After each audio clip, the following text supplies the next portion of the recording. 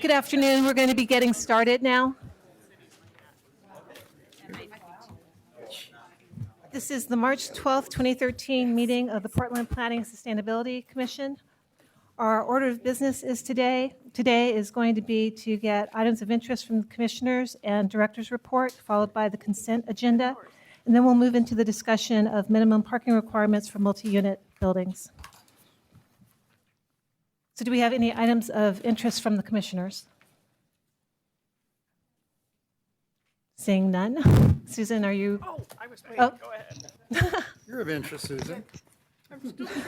Catherine, do you have an item of interest? I'll start it. I'll actually do an intro for her. How's Okay. that? Good afternoon.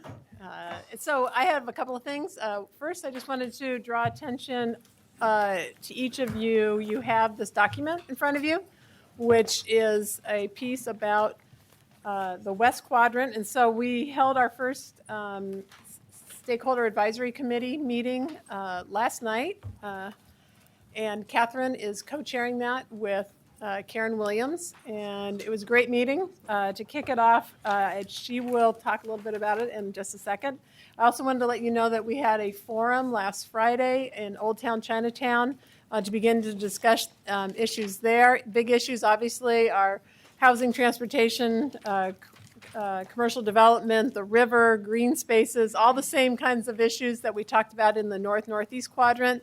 Much bigger area, much more diverse area when you think about the difference between Goose Hollow and the Pearl and South Waterfront. And so this is a very diverse area, and yet it is very much connected in terms of it is the central city. It's the place where commerce happens. It's the place where, connections happen for the entire region.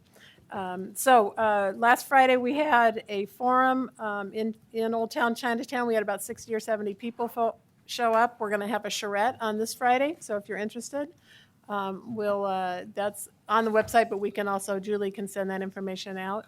And maybe Catherine can give a little update on anything else about the meeting.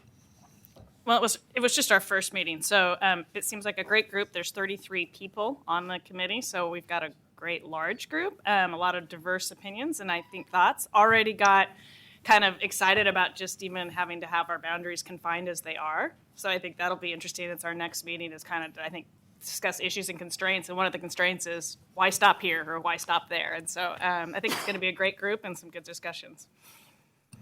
A couple other items you'll remember. Oh, go ahead. Quick question, given boundary discussions, this has come up before. Did anybody in your group suggest that Ross Island should be included? It looks like it's not in the area. Nobody brought that up, huh? No, Amazing.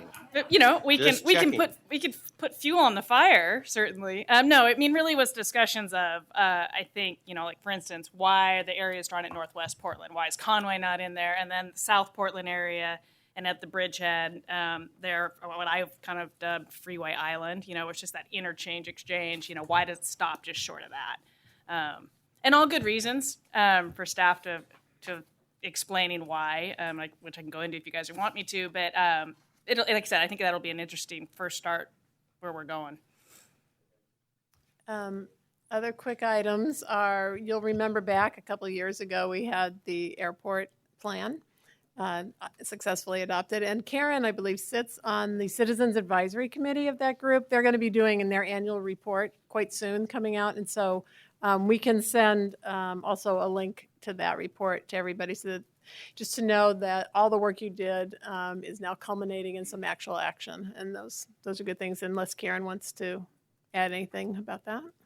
Well, I think that the meetings are really good. There is such a broad variety of people that attend the Citizens Advisory Committee. I think the Port does a great job of answering a lot of questions that people have, and the questions happen pretty rapid fire throughout the presentation. And they have a very organized kind of annual strategy on the way that meeting goes, what the topics are about growth and budget and environmental issues, et cetera. So it's been a pleasure to be on the team. Great, thank you. And just a reminder that our next meeting 2 weeks from now will be from 2 until 5. And it'll be on West Hayden Island and focusing on floodplains and also a lot of the questions that we had around economic and finances of the port. We'll kind of finish up that discussion. So I know that you asked for items of interest from the commissioners, and I spaced this. But if you don't mind, I wanted to mention that the first city budget meeting was last week in East Portland at ERCO. And so that was a very, talk about an item of interest. And so we flooded the room at ERCO, and testimony went for hours. And it was definitely thematic. And I think that the mayor and the council did a good job of listening to us, and we certainly weren't shy in items that we thought were very important for the city budget.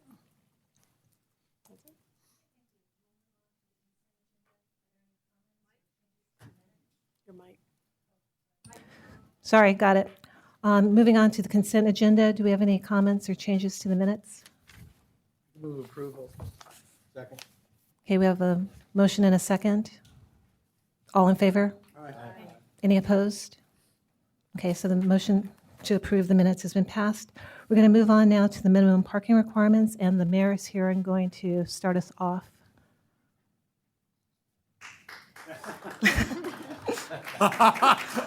No one's ever gotten applause before. That's a first. Undeserved, but nevertheless appreciated. Thank you, Madam Chair, members of the commission. I just appreciate the chance to be here to launch your deliberations on this item today and to hear more from the community about it. And to thank you primarily because we call on you as citizen volunteers to take on big, comprehensive, long-term planning issues for the city, like the West Quadrant Plan, like the update of the Central City Plan, and the comprehensive plan, of which that is a component. And those are big picture, long-term planning decisions that your advice to the council is critical on. But we also call on you to deal with urgent community problems that emerge in the planning world and in the life in our neighborhoods, and this is one of them. And I want to again start with a thank you and a compliment. You were called upon last year by the City Council to take on that kind of urgent issue with our historic districts and the permitting issues associated with those, and you took up that question and you came up with a recommended solution.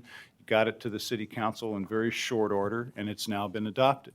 And it will go into effect in a few weeks. That's exactly the scenario that we're embarked on with this issue. It's a discrete problem of how higher density is working or not working in practice in our neighborhoods, and adjusting the regulations to try to make sure that what we have in mind is what we get in terms of the pattern and form and relationship of new development to the fabric of our existing neighborhoods.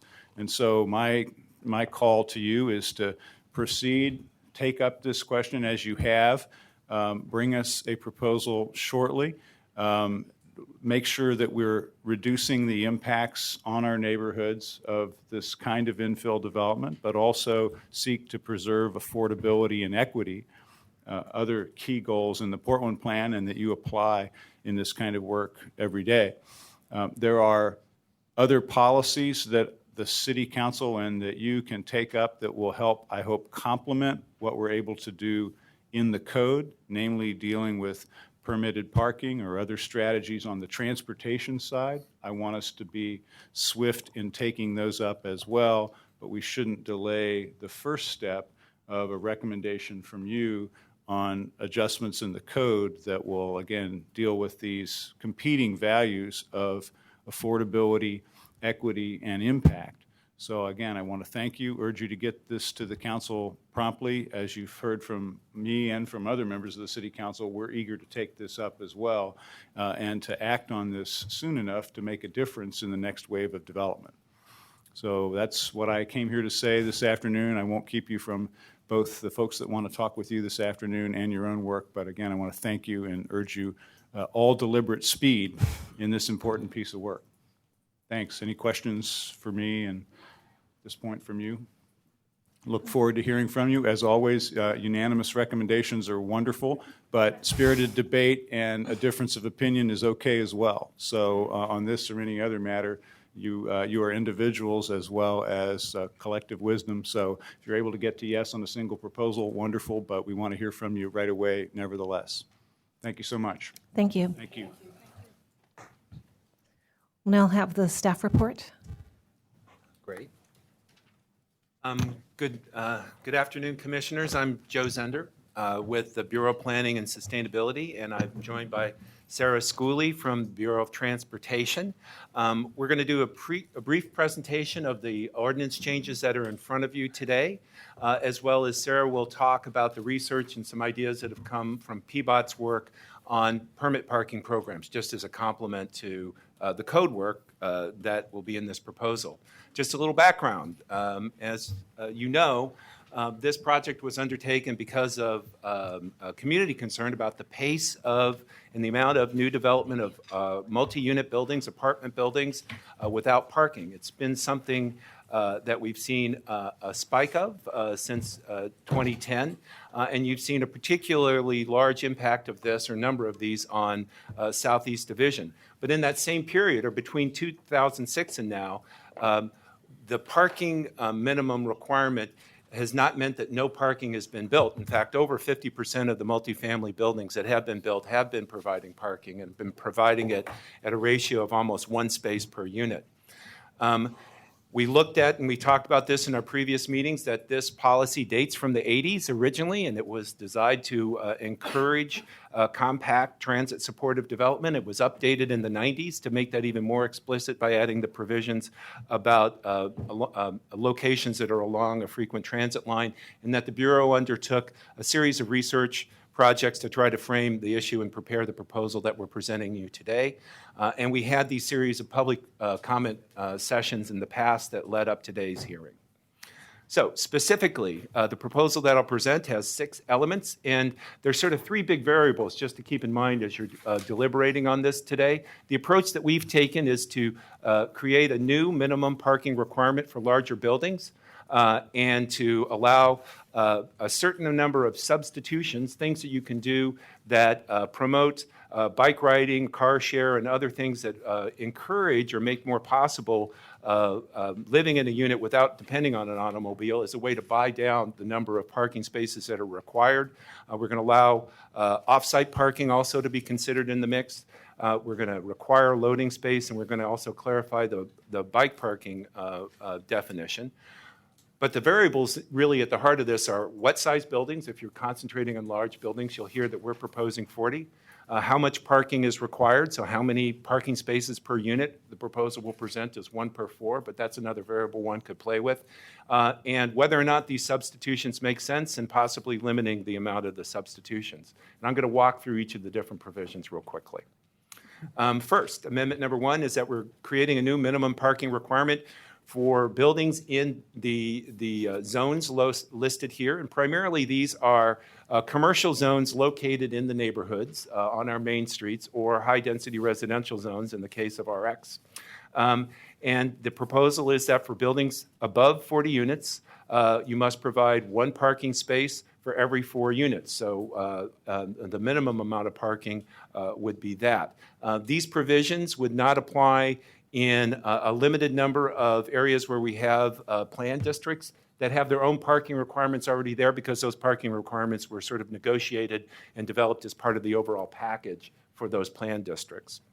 Second provision is the same standard for buildings more than 40 units, 1 space per every 4 units, for sites located within 500 feet of a frequent transit line. So as I said, this was adopted in the 90s with the notion that those are good locations, transit-supported locations, where it's more possible not to be dependent on parking, and also not requiring parking creates greater demand for the use of the transit, supporting to public interest in that case. Related to this new parking minimum for the larger buildings is being very clear about what we mean by frequent transit. And so the amendment is to tie the zoning code provision to TriMet's frequent transit service. Right now, there's a difference in the code that creates some vagueness, applies to a number of corridors that technically are not TriMet frequent service corridors. The lines with the black lines on this map are those frequent service corridors, and where you're seeing color with no black line, those are corridors where today it's allowed by the 500 feet, but would not be under the amended ordinance. Number 3, we're currently in the code, there's a number of ways that you can provide an alternative to an automobile space and reduce the amount of parking that's required in a project. You can do that for providing a certain amount of secure bike parking that's for general use, that's in addition to the required bike parking. You can do it for motorcycle parking as well. In addition to this and a few other provisions, the proposal would like to offer a substitution for providing a car share space. And the notion here is that that type of car share service is very much focused on supporting lifestyles that don't depend on owning an automobile. And the more that we can promote that, it's got a direct link to the kind of thing that might justify having less parking. The proposal here is that for every car share space, you can reduce your required parking by 2 spaces up to 25% of the requirement. And to prove it, you'd have to have a contract and have something that documents sort of a long-term commitment to provision of the car share. Joe, anecdotally walk us through that one. So Somebody's building a 50-unit apartment building, and the 4-for-1 thing kicks in here, but some aspect of that can be used for car share 1 to 2 to 1, and I sort of like to get a perspective. Right, so if you have a 40-unit building, and this was the only substitution that you were, a 41-unit building, you would need to provide 10 spaces. Right. So if you did this, you would be able to reduce by 2 the total amount of spaces that you're providing, because that you would be providing a car share space, so you would be required to provide 8 spaces. But there's a maximum of car share spaces that can substitute for regulars. Well, it's 25%, Yeah. so 25% of 10 would be the maximum buy down that you can do here. And that whole, each of the different substitutions in the code have a maximum of how much they can buy down. When we've looked at the code for projects 40 units and smaller, typically if you wanted to put bikes and put a number of these together, you could get to 50% buy down. If you're a larger building, you could possibly get more than that in terms of reducing your amount of parking. That's not what we see in practice, but it is a possibility. And I forgot to mention this when I was talking about the variables. It's the size of the building, the amount of parking that's required, but also one could conceivably say all the substitutions together can only reduce your total amount of parking by X%. Yeah, we have not chosen to do that in this proposal because of the building that into each of the provisions, but we do that in other parts of the code for different things. So it's a legitimate variable to think of if that's something you think makes a difference. Joe, Joe. real quick. Yeah. So on the bike parking, is there a point where you've provided too many bikes? Let's say so you buy down with some bikes and you're already at 1 per unit, and then if all of a sudden you get to 3 per unit, it doesn't make sense anymore. And I don't think you're going to get there. It'd be a Well, large project, so the but- bike parking is also capped at 25% of your total required. You can only reduce the total amount of spaces by 25%. So I technically, or through studies, I don't know the answer to that question, Catherine, but anecdotally, what we've heard from developers is that developers who've provided parking have found that when we had this discussion, when we increased the amount of required parking in buildings, they're converting parking in some of those buildings to provide additional parking. So I think the track record may have been to underestimate the amount of secure bike parking that the market's actually demanding. But in no case can you use bike parking to reduce it more than 25%. Okay. Okay? But putting a cap on all of those is an approach. Yeah. So as you know, by about a year from now, we hope to have bike share going in Portland as well. And you and I have talked about whether we could include a buy-down provision for bike share as well as car share. Have you had a chance to develop any language around that yet? We have, and actually, if you would like, we can distribute that It's now. already in your presentation. Just leave it Well, where it is. actually, I'm not presenting it, but Okay. Commissioner Smith asked us to take a look at bike share as another type of substitution, so we developed a proposal. if the commission wanted to consider that. And the notion with the bike share is that the city's going to have a franchise service of stations across the city where you can rent, I guess, a bike for personal use for short-term use, and then return it back to that station or another station. And those locations of so it's like car share, only with bicycles, and it will be a franchised kind of agreement so that there's a limited number of these to serve, so where I guess the franchisee is judging that we're not overpopulating a part of town. So this proposal would treat bike share just the same way that we would treat car share, where you have a certain number for every 11 bike share spaces, and you could get reduced. The motor vehicle could be reduced by, in this proposal, we said 3 spaces, but you could, because the size of the stations are a little bit bigger, but you could, it's a big station, it's 11 sort of bike spaces, 3 spaces would substitute for that, but all those variables could be played with. And this proposal was developed with some consultation with the folks developing the bike share program. Thank you. Amendment number 4 is to allow off-site parking. Currently in those commercial zones where this code would apply, if for your commercial or where there is a commercial requirement for parking, you can use off-site parking within 300 feet to meet that requirement. And we're offering the same sort of provision to apply to the residential uses in these mixed-use buildings. So 300 feet, if it's dedicated entirely to the apartment, you could use it to count for your required parking. If it's joint use, which is this concept in the code that sometimes of the day it's commercial and sometimes of the day it's residential, that's allowed, but you have to do this study to prove that the overlap of uses would actually work there. And that's sort of a standard approach in the code for joint parking. So we open up off-site parking and joint parking as a way to meet the parking minimum. So are we taking questions? Yeah, we seem to be. True. I guess, Michelle, would you like us to wait? If you have a short one, I'll go ahead and Yeah, ask a short sure. one, but then let's try and let Joe get through it and ask Sure. questions. So I guess my question would be, if you talk about people being able to use other people's parking as to count towards your parking, what kind of agreements are in place for that? I would change my mind if I were a commercial person. Matt, I'm going to. Oh, so it's there in the slide. But in terms of the joint use parking, I'm not 100. The sites, the spaces have to be there primarily for the designated use through easement or deed restrictions. But if it's joint use, Matt's going to look it up and come back with an answer to that question. Because I apologize, I don't know. Amendment number 5 is that one of the things we heard in our public forums on this is that loading parking also is not required for these buildings, and that it serves a different purpose, especially for these larger buildings of loading in and loading out for either move in and move out or other purposes. And so we would we would require the loading space to be applied to the same number of size buildings that we're applying the minimum parking. So today, if you're 50 units or above, you have to have a loading space. We'd lower it to 40. Yeah. Real quick, what's that loading space size? Do you remember? I meant to look it up.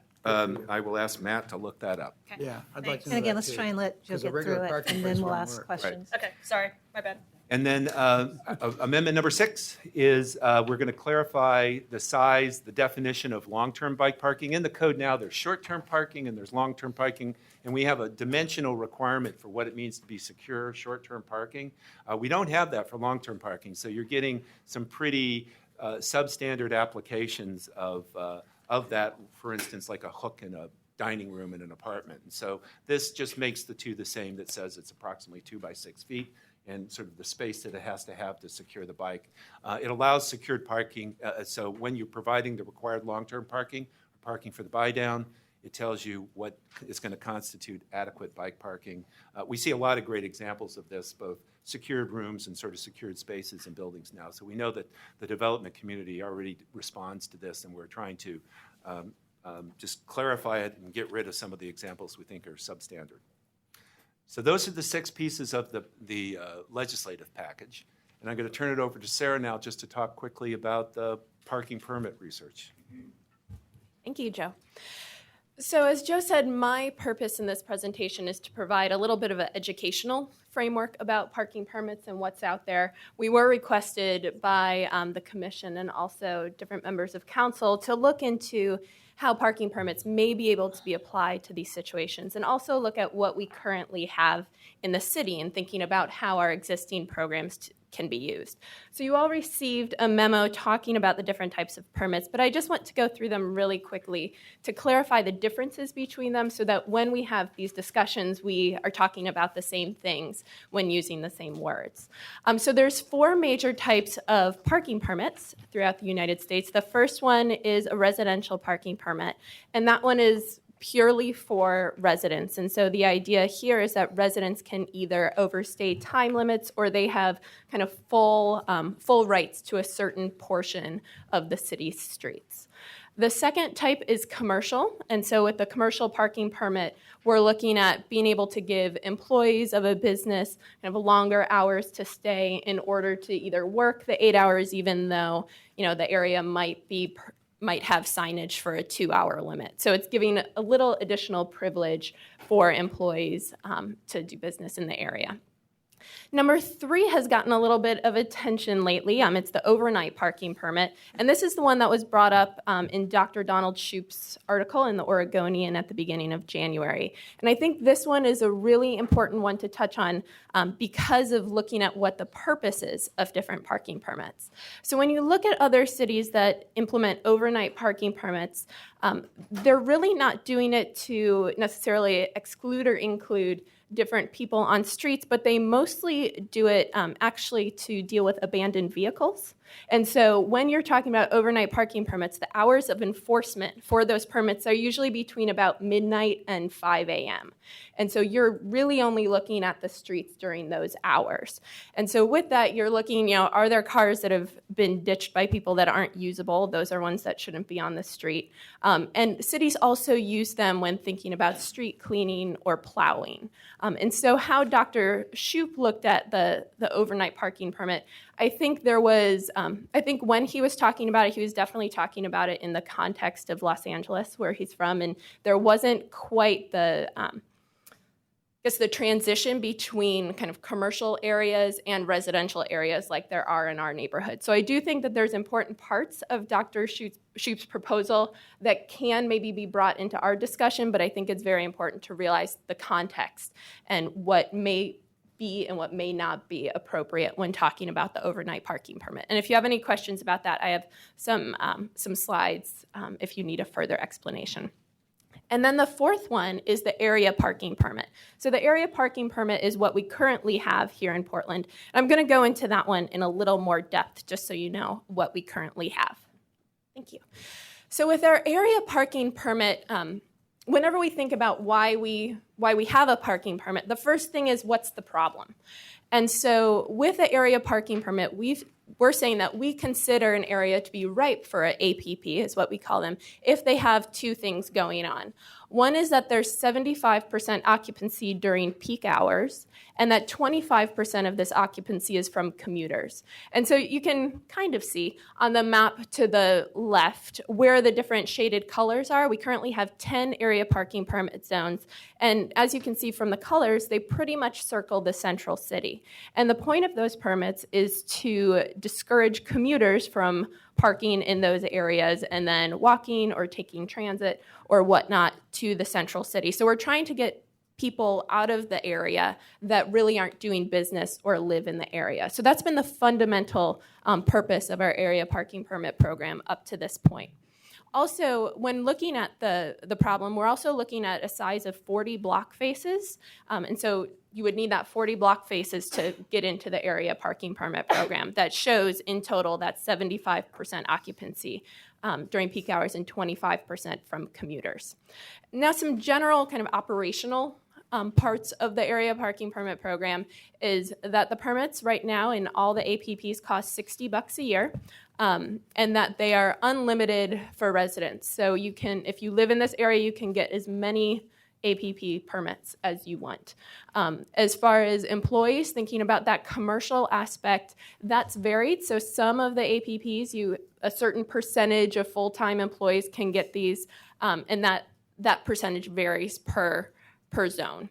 And then also visitor passes are available. And so I think the important part to notice about the area parking permit is are trying to attempt to combine that residential and commercial, because here in Portland what we've worked so hard for is to combine those land uses and get those close together. And so the area parking permit was our attempt to kind of manage those streets. Now, on another note, we have a current pilot project going on that we've called the mini area parking permit program. And the point was to make it a little bit easier to get into the APP program, because right now there's a series of resident petitions and voting. There's quite a bit of process to getting in, and also 40 block faces is a pretty big size. And so with the mini APP program, we're now allowing residents to ask for APP zones that are 12 blocks. They only have to be 12 blocks to get in. And also the restrictions on the voting and the petition are a little more lax. And those occupancy percentages aren't written in stone. And so the mini APP program allows the neighborhood to further define what their problem is and kind of allow for that flexibility. Sarah, if I could ask a couple clarifying questions. Yeah. So, Are you almost done with the presentation? 'Cause otherwise, Yeah, can we just hold? I'm almost done. Okay, why don't we let her finish and then? well, I just wanted to illuminate that specific point, if I could. So the eligibility for the permits, I just have to show I'm a resident. Doesn't matter if I'm a renter, homeowner. Correct. Doesn't matter if I have a garage, driveway, or none of the above. I show I live there and I have a car registered at the address, I get a permit for the car. Is that right? Correct. Okay, thank you. Correct. Okay, so looking at our current APP program and then looking at all the types of parking permits that exist, kind of came to us at the Bureau of Transportation as to why do we put together a parking program, and what are our overall guiding principles of putting together a permit program.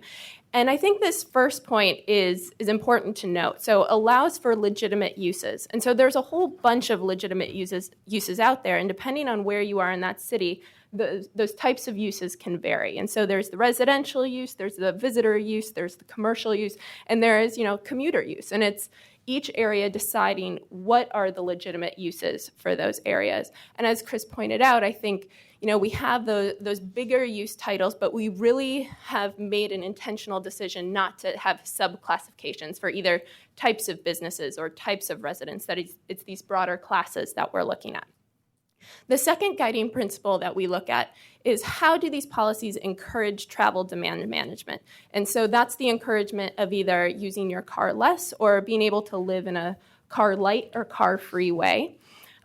With our current APP, that charge of $60 for a permit is a slight effort to make people think a little bit harder about leaving their vehicle on the street. Whether or not that's enough is another question, but it is our first little hint at pricing that right of way. For our third point, looking at the efficient use of existing parking infrastructure. As Joe was talking about, one of the recommendations is to be a little bit more flexible with that shared parking. And what we're finding in a lot of these neighborhoods throughout the city is that there is existing parking infrastructure that just really probably isn't being used to its maximum efficiency. So whether those are lots that aren't being used or whether those are driveways not being used, that there's this other infrastructure. And so the idea of a permit program is we want to make sure that we're using all this infrastructure in an efficient way. And then the last point talks about equity, and I'll touch on that a little bit later, but I think Chris brought that up as well, that we're looking at the broader classes, and we're not trying to subdivide those classes, which could have some implications that we don't want down the road. So there's two questions here that are fundamental to how we put together a parking permit. The first one is, what is a parking problem? And so that on the surface seems like not only horrible dinner conversation, but also just it gets to what are the expectations. And so is that parking problem, is it not being able to find a parking spot in front of your house? Is it not being able to find a parking spot on the block? Or is it not being able to find a parking spot in 2 blocks? And I don't think we've gotten an answer to that question yet. That's where a lot of the conversation is right now. But really, in order to design a parking permit that solves a problem, this is a question that needs to be answered. And so we are looking to you all and to the neighborhoods in that discussion for guidance on this before we put any sort of a permit program together to make sure that we're solving the right problem. So the second question is the permit program equitable? And I'm sure some of you are very involved in the Portland plan. And I think as we're looking at a lot of the decisions that are going forward in the city of Portland right now, we really have to reflect on to what were we doing all those years? What kind of decisions were we making when putting together the Portland plan? And one major part of the Portland plan was that equity framework. And so when we put together a parking permit program, I think that the design principles should make sure not to limit access to privilege, depending on kind of what class you're in, what sort of person you're in, what situation you found yourself in at any point. And when you're looking at how to designate permits per either type of housing, towards tenure of housing, towards whether you own or you rent, there's some equity implications that come in. I put a couple statistics in the handout, but I think what they really point out is that folks that own homes and also just live in single-family homes tend to be whiter and have higher incomes and have higher levels of ability than those that live in rentals or multifamily units. And so I think as we're trying to put the equity lens on a lot of our decisions here at the city, this is a key issue for that equity lens and one that I encourage you to think about as we move forward. So with that, we will take any questions either on the parking permit program or on the further recommendations. Oh, thank you. I guess I had a little blank slide in there. So just our next steps to give you an idea of where we're going. So today's options, we have that APP pilot program going on. So that's existing. If a neighborhood wanted to get together and apply for that, it's out there, and there's more information on the specific steps to apply on portlandonline.com. And I'll also be around after the presentation if anybody has any questions. And then the second next step is really thinking about whether we want to form a new type of permit program and what are those fundamentals behind forming it. And so thinking about those two questions, either what's a parking program, what's a parking problem, and then also is this equitable? I think those two questions need to be answered. And with those two answers, then we at PBOT can move forward with developing a new sort of permit program. So just in conclusion, the action today is about the legislative change, the Title 33 changes, the zoning code changes, and that's what we need City Council approval for and what we'd like to try to move forward. But we wanted to also provide the research and the thinking on the permit parking because the two can work together. This is not something the PSC has to approve or work on, but it gives you a sense of what possibilities are. And it also was an assignment to PBOT to step up and start to try to figure out a path for that particular tool. And we just wanted to report on progress and the opportunity for next steps related to that. And then real quickly, the two questions that were asked while I was presenting, and one thing that getting the answers to these questions reminded me is I really do need to acknowledge Matt Wickstrom, who's done the lion's share of the work to not just pull together. There you go. Matt is the district planner for Southeast and kind of a heroic sort of effort to pull this together, listen to people, and he worked closely with Phil Naiman also to turn it into code. So that team.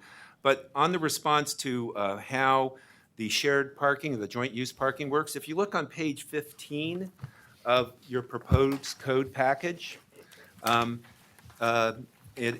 under item number 2, joint use parking, so C and D in that section explain how it works. And so you have to do this analysis that shows that the peak parking times are complementary. You know, people go to work, so they take their car, and you have enough cars to match it. And then D says that the deed restriction or the agreement to use that space has to provide for the finding and the accessibility during the periods of time that your study shows it's going to be needed. So it's not just that the spaces are there, but there's an agreement that they will be available for different uses at different times.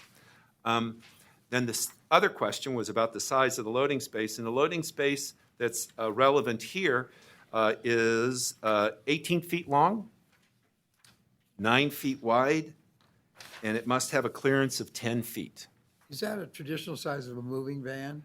You know, Howard, I don't know. That was my concern. He does. That's a small space. There is another requirement for a different type of building that's a larger space. Commercial buildings, industrial buildings have a larger space requirement. This is for that kind of small van. Yeah, well, isn't there a reality that trucks are going to have to offload furniture, and we should be sensitive to that? You know, in practice, I don't know how much complaints or issues that have been raised about the dimensions of the loading space for these buildings. It's not an issue that's come up in any of our discussion. What's come up is whether or not they're there at all and required for these apartment buildings.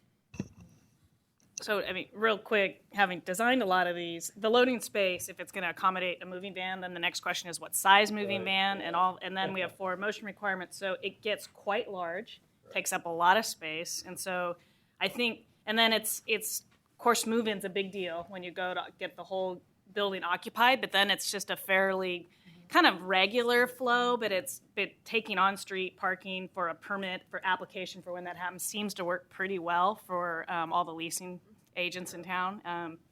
So I think having it just be a stall requirement makes more sense than a moving van requirement. Okay. Do you have any other questions, Chris? So I have a comment and 2 questions. The comment is, in the written testimony, I've seen a lot of comment about paratransit access and comparable accessibility and drop-off pickup. And I wonder, and folks want to testify about this, I'm very interested to hear what you think. If we want to think about requirements for what that should look like, and I think probably accommodated on street, that's my personal opinion, but I can hear what people think. So just to cue that up as an issue to think about as we hear testimony. One question for Joe, one question for Sarah. For Joe, there was written testimony suggesting that the 500-foot transit exemption did not apply to ADUs, only applied to multifamily buildings. Is that correct? I thought it was for all types of required parking. Come on up, Matt. ADUs aren't required to have parking regardless of whether they're 500 feet from frequent transit or not. And would that apply to a single-family home as well? I think with a single-family home, you're required to have 1 parking space. Does that get waived within 500 feet of transit? True. Yes, okay, thank you. And Sarah, the area parking permit program is really about trying to preserve access to the uses. So you can get to the retail district, you can drop off groceries at your home, you can get to the land uses. It's not targeted at vehicle storage, right? Correct. Right. So Correct, that it's looking at who is using that area and are there related vehicles there while they're using that area? Right. So I just want to cue that up because I think as we try and strengthen our centers policy in the comp plan, long-term vehicle storage on the street is really a detriment to our center strategies. And we don't have policy that really helps us address that today. Our permit programs don't get at that. So I think we want to think about that in the long term. And the thing that struck me is that when we did the survey work around these units, you had auto ownership at a rate of like 60%, but daily commute use at more like 30%, which means that half the people are storing their car on the street all week, and that's not doing a lot for the vibrancy of the area. So thinking about how we get at policies that help that probably won't answer that today, but in the bigger picture, I'd like us to think about that a little bit. Thank you. Irma? I just had a quick question. You talked about the pilot program. What neighborhoods are the pilot programs currently in, and what's the feedback that you've received? So right now, nobody has yet to apply for the Okay. pilot program. And so we don't have any examples yet. Okay, were there any others? Ms. Catherine? So on the shared parking concept, it's limited to existing parking lots, now being able to kind of do a joint share. So I guess I'm a little curious if, let's say, a commercial office building or something is going up and they're willing to build underground parking and share it with an apartment next door. Why would that not be considered as an option, especially since it's not hurting the streetscape, it's getting cars off, you got a joint share option? That's a good point. What we were reacting to in making it limited to existing parking, and actually, this is a big oversight on our part, I think. was not creating an incentive for creation or locking in of new surface parkings, because that's not what we want in these Main Street locations. But the point I've been harping on about how buildings are providing parking, the ones that are, and they're providing it at 1 per unit, and if our numbers are right, they're not going to necessarily need that. That creates a permanent parking supply that could serve other buildings.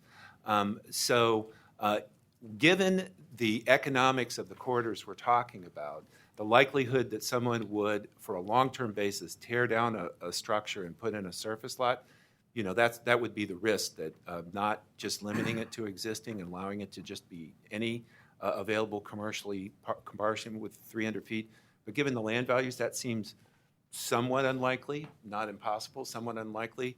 But the opportunity to use parking that's in another building is actually pretty intriguing and was one of the principles that we were trying to do. So that would be a worthy amendment to consider. I could say we struggle with it a lot and wish we had that option for a lot of our different design issues. And in the central city where we have separate parking requirements, that is absolutely a way we're headed and have been. So Great.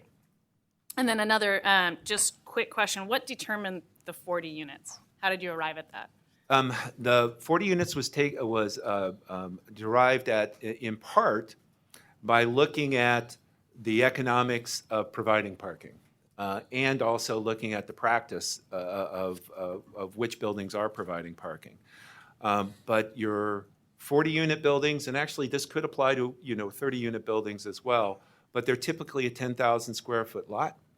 And when you take a look at how you provide parking, there's really kind of a module, if you'll think about it. If you're going to either put parking underneath a building or shrink the footprint of a building so that you can put it on the surface behind the building, you have, once you've done that, you move in these kind of economic and engineering modules that say it's probably a bay of parking, and in a 10,000 square foot lot, that's probably about 8 spaces.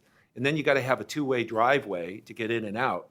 So we ran pro formas looking at that and how it affected the economics, the affordability of different size units and different size buildings. And what we found is, based on our pro formas, others could disagree, that 40-unit size was one where the distortion, the forcing, the impact on the affordability of building was more manageable. Like, you got enough units, you're spreading it around enough, it doesn't really force it into a higher priced product. It may be, but it doesn't. By the fact that we've required parking, it's less likely to require that outcome. And that was one of the concerns that we were trying to balance. So that's how we came up with 40. Okay. Howard and Gary.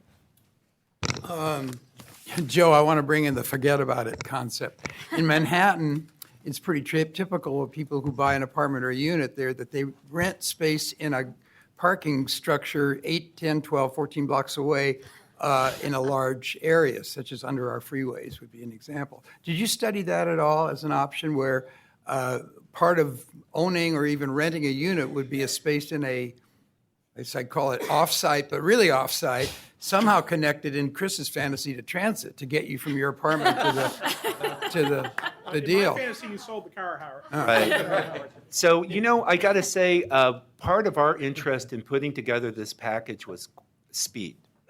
And sort of we were looking at provisions that sort of have a clear kind of ability to be implemented and kind of a constrained sort of range of issues that we're going to raise for folks so that we could move this apace and get some provision. Remember, this was always described as an interim package. When you, and a lot of our conversation has been around with neighborhoods who are seeing dramatic change. So the situation you're talking about makes sense downtown. It makes sense in a lot of places where we're used to this more. We're dealing with neighborhoods here where this is a new phenomenon. So we didn't go that far in this particular case because we see this as a transitional moment and wanted to, get something adopted, honestly. But what Catherine's whole point about, ultimately, the market's providing a lot of parking. Mm-hmm. Partially why we're being relatively conservative in this is that we don't want to overbuild these centers to waste, from one point of view, wasting space on parking, then others don't see it as a waste. But in the long run, we want to have a supply there that meets the needs. And so that sweet spot we think is a 1 per 4 because the market's providing more where the market's choosing to provide it. And if ownership trends and transit trends continue in the direction, we will have designed these centers adequately. Gary? Joe had a couple of questions. A follow-up on the 40 threshold. In looking through the grid of the apartments with no parking, what I saw was a fairly substantial variation in size of those units, and they're obviously scattered all over. My question is whether there's something that characterizes the particular locations of those units, or that characterizes rather the distribution of the over 40 and under 40 geographically, economically, or in other ways that that could have some unanticipated impacts on the community. For example, are the smaller units primarily in low-income neighborhoods, and then are we thereby creating a different situation in low-income neighborhoods than upper-income neighborhoods? That's a really good question. Gary, we don't have the information on unit size. We have unit numbers. So whether they're 1, 2, or 3 bedrooms, that's not data that our research gathered. However, we did look at the distribution of these projects by parts of town. And what you're actually seeing, I mean, and I don't want to put too much inference on this data, but in East, it's really our lower income neighborhoods often are some of our most transient. Well, East Portland provides more parking where those buildings are. And why is that? Because you've been through the Portland plan. The accessibility to transit's a challenge, and it's also reflective of probably household type and household needs. In North Portland, the buildings tend to provide parking. That's been over the last 6 years. Why is that? New market? Maybe it's a judgment of the marketplace about what it takes to rent a unit there. It could be a perception of transit adequacy. That's more the pattern we're seeing than something that's directly responsive to your question, so I don't have that data. Okay. And my second question, and I apologize that this isn't very well formed, but I'm also wondering about disparate impacts on singles versus families of these regulations. And in particular, the challenge is if you can imagine a family, with 2 parents and a couple of kids, that's a really different situation than a single who is going to be able to get around much more readily on a bicycle or mass transit. And so I'm wondering, are we really changing the housing environment in an unfavorable way for families, or are we moving families effectively to various parts of town that offer more parking? For example, are we pushing families out towards the periphery of town and encouraging singles more towards the center of town? Again, a good question. I would say that I should know this, and it would be more of an economic push than a space push, and that will especially be true in the future. And what I mean by that is this. Depending on what part of town you are in, the presence of family and multifamily housing varies. And why is that? It's the cost of the housing. And out east, there's lots of families in multifamily housing that may not be what we see so much closer in, but you do see that as well. Another thing to keep in mind is we're talking today about establishing parking minimums. And not for all buildings, and that as a minimum, the market itself already is providing in over 50% of the buildings providing parking, and that's true all over town, all over in all the neighborhoods. So there's choices for folks who need parking as part of their unit that's out there, and how that plays with households with kids and households with we don't really know, but that there's a supply that's already being built for that marketplace. Part of what we're trying to do is make sure that there's a supply that provides an alternative, but that does that in a way that doesn't create too much disruption to our centers and our neighborhoods. when you look at the comp plan that's coming, you know, this growth that we're going to have in the city is significant portion of it's going to be in multi-unit buildings. That's just what the future looks like, we think. And so the whole profile of what kind of households and what kind of incomes live in multifamily buildings is going to change over the next 25 years too. So we're dealing with an immediate issue here, but part of what's in these kind of requirements is building out in the long term the parking supply and the physical character of our centers and our neighborhoods. So this is something to keep our eye on and something to consider in the comp plan as we go forward. And I fully expect us to, with the completion of the comp plan, come back and tweak or rethink parts of the policy that we're even discussing today. One last quick question. This is a bit in the weeds, but the standard for the standard for a legal instrument for the off-site parking, I think, is really strong with either an easement or another instrument that creates kind of an enduring responsibility on the part of the developer to maintain that relationship. It's much different for the car share, where basically you have a short-term contract with the current car share provider, and there's really it doesn't feel to me like there's an ongoing commitment to provide that car share space indefinitely. And so it seems like that becomes a little bit of a wiggle out. And is there a reason that there can't be stronger language on that? You have an answer, ma'am? Eliminating the car share space would be subject to enforcement. So I'm sorry, we got would be subject to enforcement. So it's a complaint-based system. If someone said the car share space had disappeared, then the building's out of compliance with the regulations, and they would need to replace that car share space or find a. So they have to replace it with a permanent space or permanent resident space, or with another car share space. Okay. Karen? Thank you. Yeah, I was wondering if, like a couple of questions ago when we were talking about people, thought the question was really interesting about, does the kind of parking we have force people to live here or there, depending on if I'm a person by myself who can find different ways to travel versus I'm kind of schlepping around with 3 kids. How am I going to do that? And owing to the fact, when you ask the question, is there a parking problem? And I don't know if we're going to discuss that or just give our opinions, or we're just going to do it a different way. But it's hard to park down in certain places to the point of like not even wanting to go there. So I don't know if we're going to continue to talk about that at some point. But we have a sheet called affordability, and it's talking about the provision of 2 parking spaces per family unit, and if it meets the qualification of the 60% of median income, which is the standard. Is somebody going to talk about that? You know, The sheet? oh, the idea of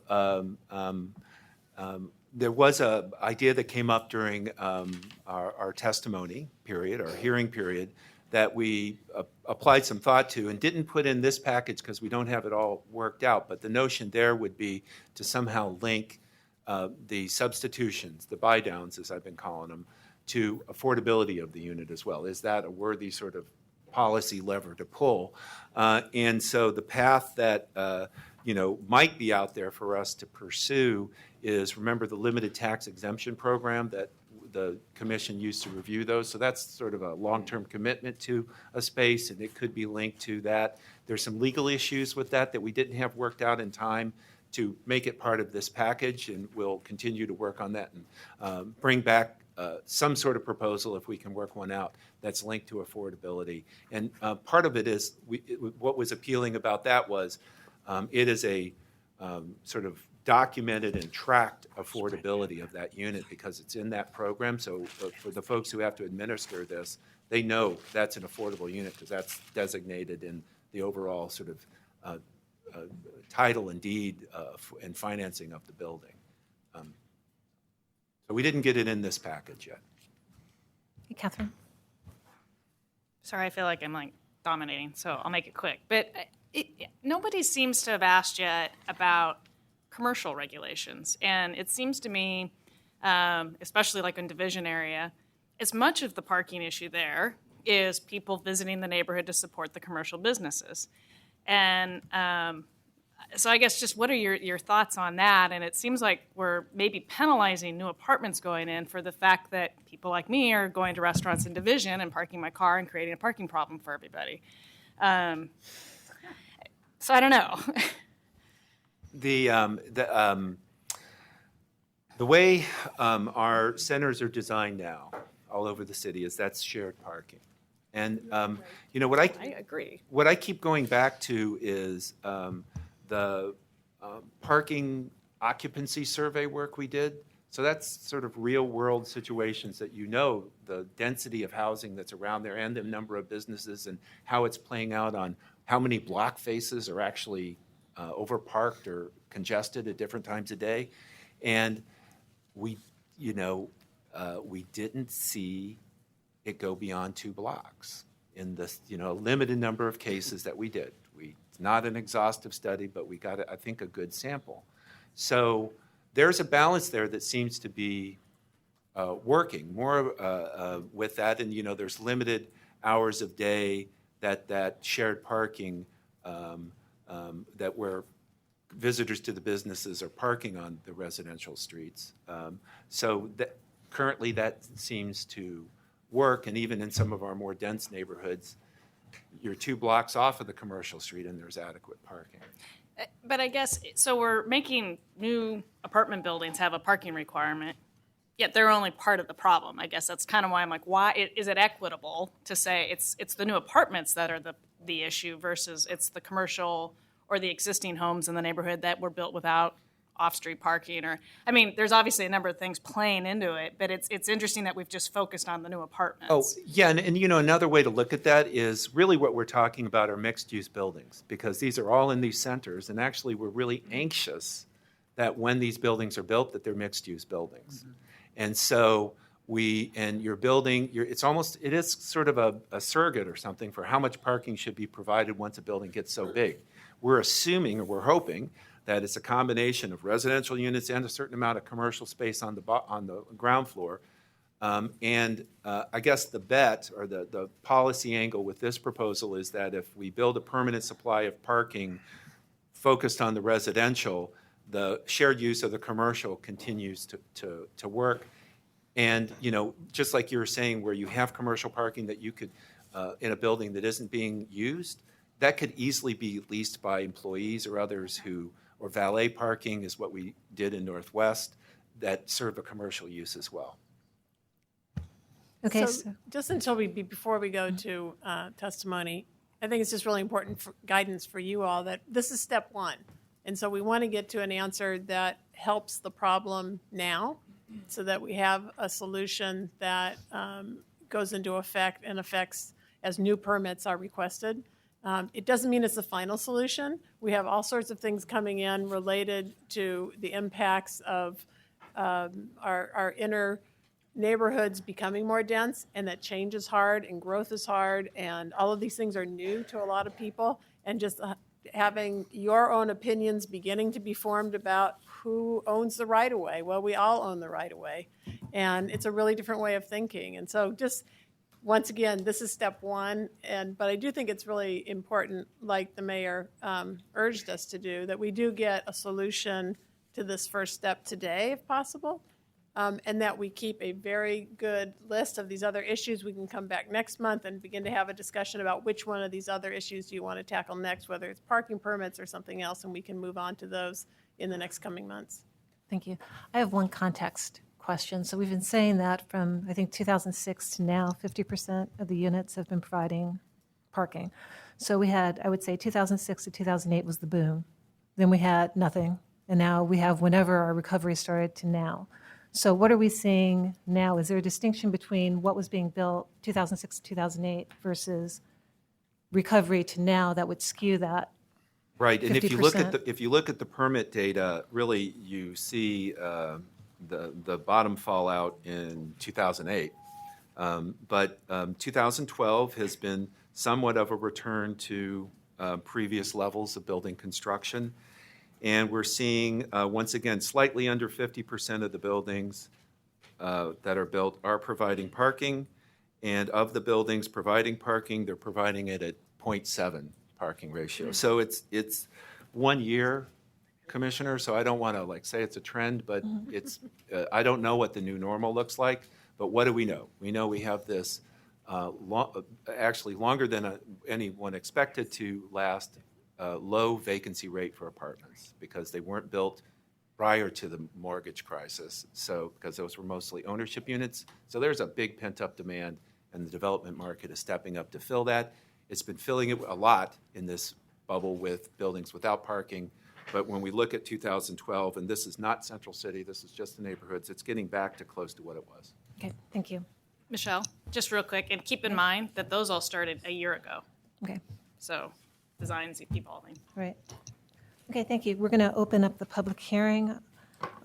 Remind everyone that the testimony period is 3 minutes. We have a lot of people that want to be heard, so we'll ask you to try and hold to that. The first speaker is going to be Rex Burkholder from Metro.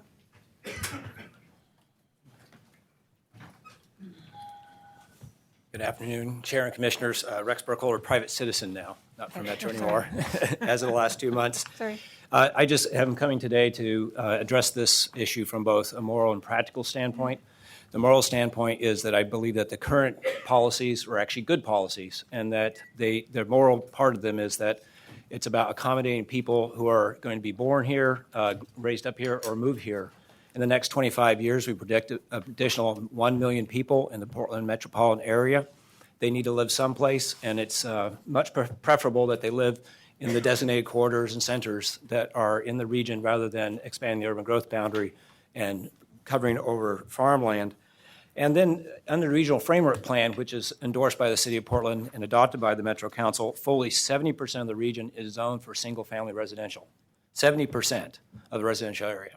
So those other areas are going to be critical to have them used at the highest level possible. And the issue of providing parking or requiring parking can very much limit the affordability of those structures and also limit the amount of use that you can get out of a piece of property. If you have to commit so much of the property to parking, you are not providing housing, or you're not providing commercial space either. So by creating these unnecessary, I think in some cases unnecessary, and the market tells you whether it's necessary or not, you are actually lowering your affordability of the city and making it more difficult for people to live here. Now, for a very practical purpose, I lived within 500 feet of a transit line. Now I live within 200 feet of a transit line. For 30 years, I lived just near Lloyd Center, an area with lots of commuter traffic. We lived across the street from a 40-unit building built in the 1920s with no off-street parking. In that general area, there was lots of properties that were built with no off-street parking. Maybe once a month, I couldn't park my car in front of my house. I had no off-street parking. My house was built in 1900. There weren't cars then. So this is, I think, an issue that is maybe overblown a bit. I do sometimes have to not park in front of my new house, and that's usually when on Sunday morning when there's all the brunch eaters come into the neighborhood. But I can put up with it, and my neighbors can put up with it. So I think we should be thinking about the larger issues here and not be so worried about the small inconvenience that happens when people can't park directly in front of their homes, and especially since we've paved almost 50% of our urban area already with concrete. There's plenty of places to park. So I actually encourage you not to change these policies. I think that what you have in front of you is I think it's a transitional minor change, but I prefer, and I think it's a good policy to keep it like it is. I do have testimony I emailed in. I have one copy of it here. Thank you very much for your service, and thank you for listening to me. Thank you. Chris? Rex, one of the amendments is to tighten up the transit definition within 500 feet of transit, but what transit? The current zoning code says 20-minute headway. As we know, headway is a slightly variable concept at the moment as TriMet goes through budget woes. This amendment locks us to the frequent service system, which strikes me as a positive way of aligning the city's policies and TriMet's policies, because that's the strategic intent. So are you lumping that amendment in with the things we shouldn't move, or does that one have some merit on its own? Well, I'm focusing more on the fact of are we rushing into something that we may regret in terms of not taking advantage and not using the land we have, the small amount of land we have for higher density housing, using it as effectively as possible. I'm not commenting on everything in there. And I do think the issue of headway has changed a bit with being able to use smartphones and apps, where if you had to wait 10 minutes and you didn't know the bus was coming, it's much different than, okay, I'm in my room and I say, okay, the bus is coming in 15, I can go catch it, and I don't waste time. I think that changes a little bit of that in terms of making transit more convenient, and therefore, ameliorates that a bit. Thank you. Thank you very much. Call up the next three: Marianne Schwab, Amy Anderson, and Brian Safola.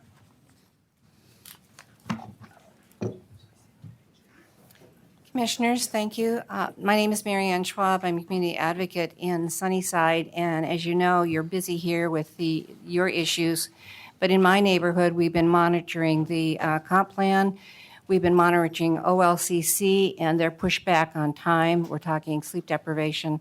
And we've also been paying close attention to TriMet, because TriMet is a big player in all of this. Depending on where their route goes, all of a sudden a developer can come in and pop up a 50-unit place on my example would be 30th and Hawthorne, which puts 36 more cars into the neighborhood, which is using the Dan Evans ratio. Having said that, I'm very concerned about the amendment number 5. If I go to downzone from my beautiful 1909 Craftsman, located within 1 block of 2 of the 1920s apartments, located just 2 blocks from Peacock Lane, we've had many, many parking issues. We just kind of roll with it. But I'm concerned that if I go to sell my house and move into one of these new honeycombs, I'm concerned if we're saving the developer $40,000 per parking space on site, then what's the trade-off for the new tenant? Why not really look at how these apartments are designed? We're not just SROs for the seniors. And if you're in that room, you want enough space as you come in that tiny corridor to spin a hover round. When you go in that building, you want an elevator to be able to take that motorized scooter and get up the elevator down. You want some rules in the building to where there's not bicycles taking in their dirt and crap from the street on the carpet inside the building. There's maintenance to be done.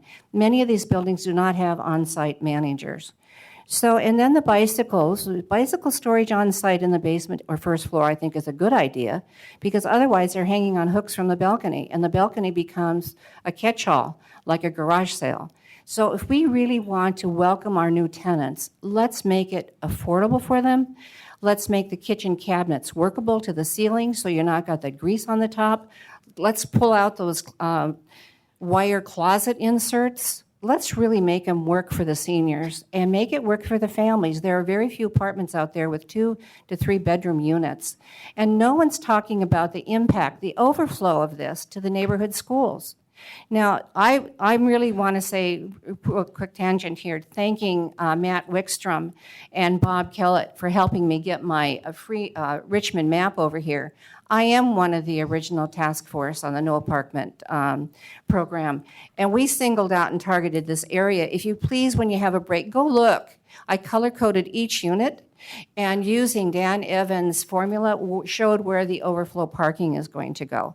But what about our streets? Let's go back to the street. When I move in this unit, if I want to have my Meals on Wheels come, the Postal Service come, hopefully still 6 days a week, and if I want to have my FedEx, once a month, then we need to have that right in the front. Your 18-foot overload for the trailers coming in and out to move in, move out, that's not going to work.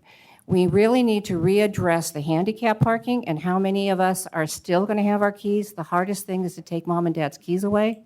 So there's bigger issues, and I want every one of those. We've got gold, we've got platinum now. Let's stick for the highest level possible for our new families coming in for the next 25 years. Thank you.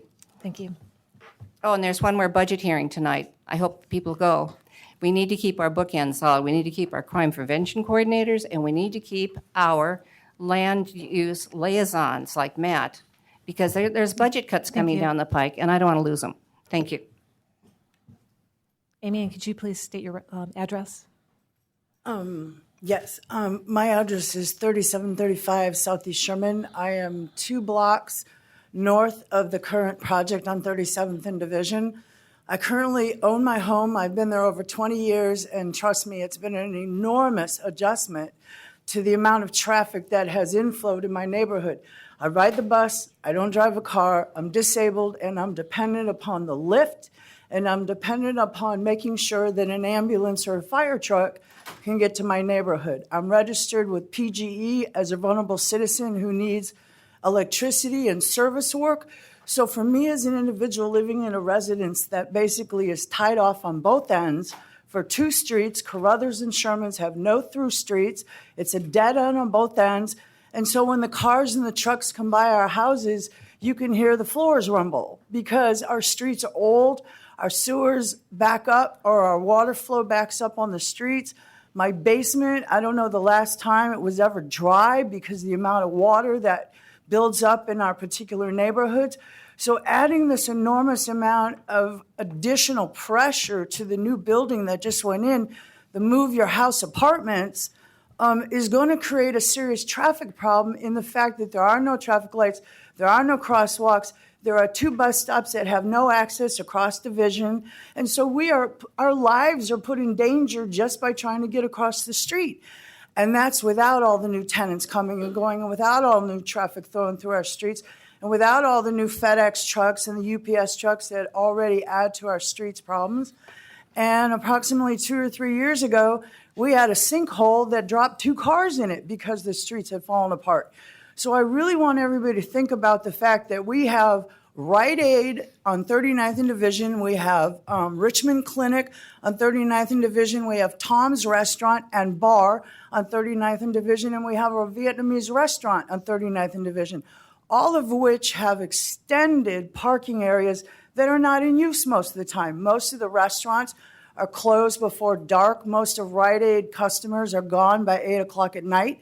So I think the idea of shared parking spaces right now in this particular environment is an excellent idea because I do believe everybody deserves to get paid and everybody deserves to build, but not at the expense of my life and the life of others in my neighborhood. So I'm asking everyone to pass this amendment because I really do not want to have to fight with another incident of having a stolen car in my driveway when I wake up in the morning and have to wonder or not if my life's in danger. And that did happen to me about 2 years ago. I woke up in the middle of the morning on my way to work and there was a car in my driveway and I don't have a car. So when I determined later on that it was stolen, I was thinking to myself, look how close somebody got to my house and my front door, and I didn't even know they were there. So just adding that amount of additional pedestrian work or traffic flow is just enormous in my mind about what it's going to look like when all these renters and tenants suddenly come into our building and there's no access for the lift and there's no access for any of the important vehicles that need to get down our streets. So I thank you very much for taking this time to listen to us, but I encourage everyone to do a drive-through of this particular intersection at about 4 o'clock in the afternoon and tell me whether or not you really think there's a traffic problem now or not, because this is only going to increase. So thank you very much for your time. Thank you. Brian. Brian Sfola, 3244 Northeast Schuyler. Parking minimums are unnecessary and harmful to Portland. By encouraging automobile use, it will add further traffic congestion to our streets, more pollution to our air, and make our communities less livable.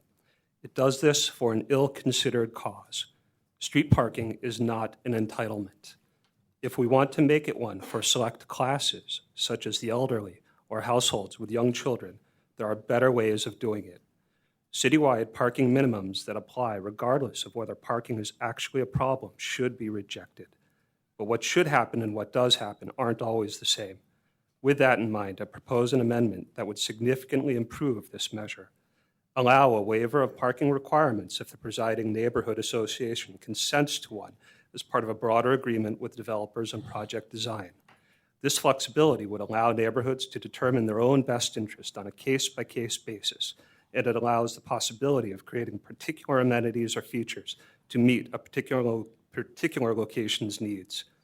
If a location needs more parking, the neighborhood can sit on their hands and get that by default. But for neighborhoods with different aspirations, such as a public plaza or seating area, or a lower building height, or a more appealing exterior, The ability to grant a waiver on parking requirements creates a powerful incentive for developers to consider them. Maybe a meeting of the minds will happen and maybe it won't. But if a bargain is there to be struck, why shouldn't the city bless it? If these new parking requirements go forward, I urge the Commission to include a waiver amendment. Design this measure so as to strengthen the hand of communities rather than bind them. Thanks for your consideration. Thank you. Next three will be Linda Silver, Tony Jordan, and Teddy Parker. Terry.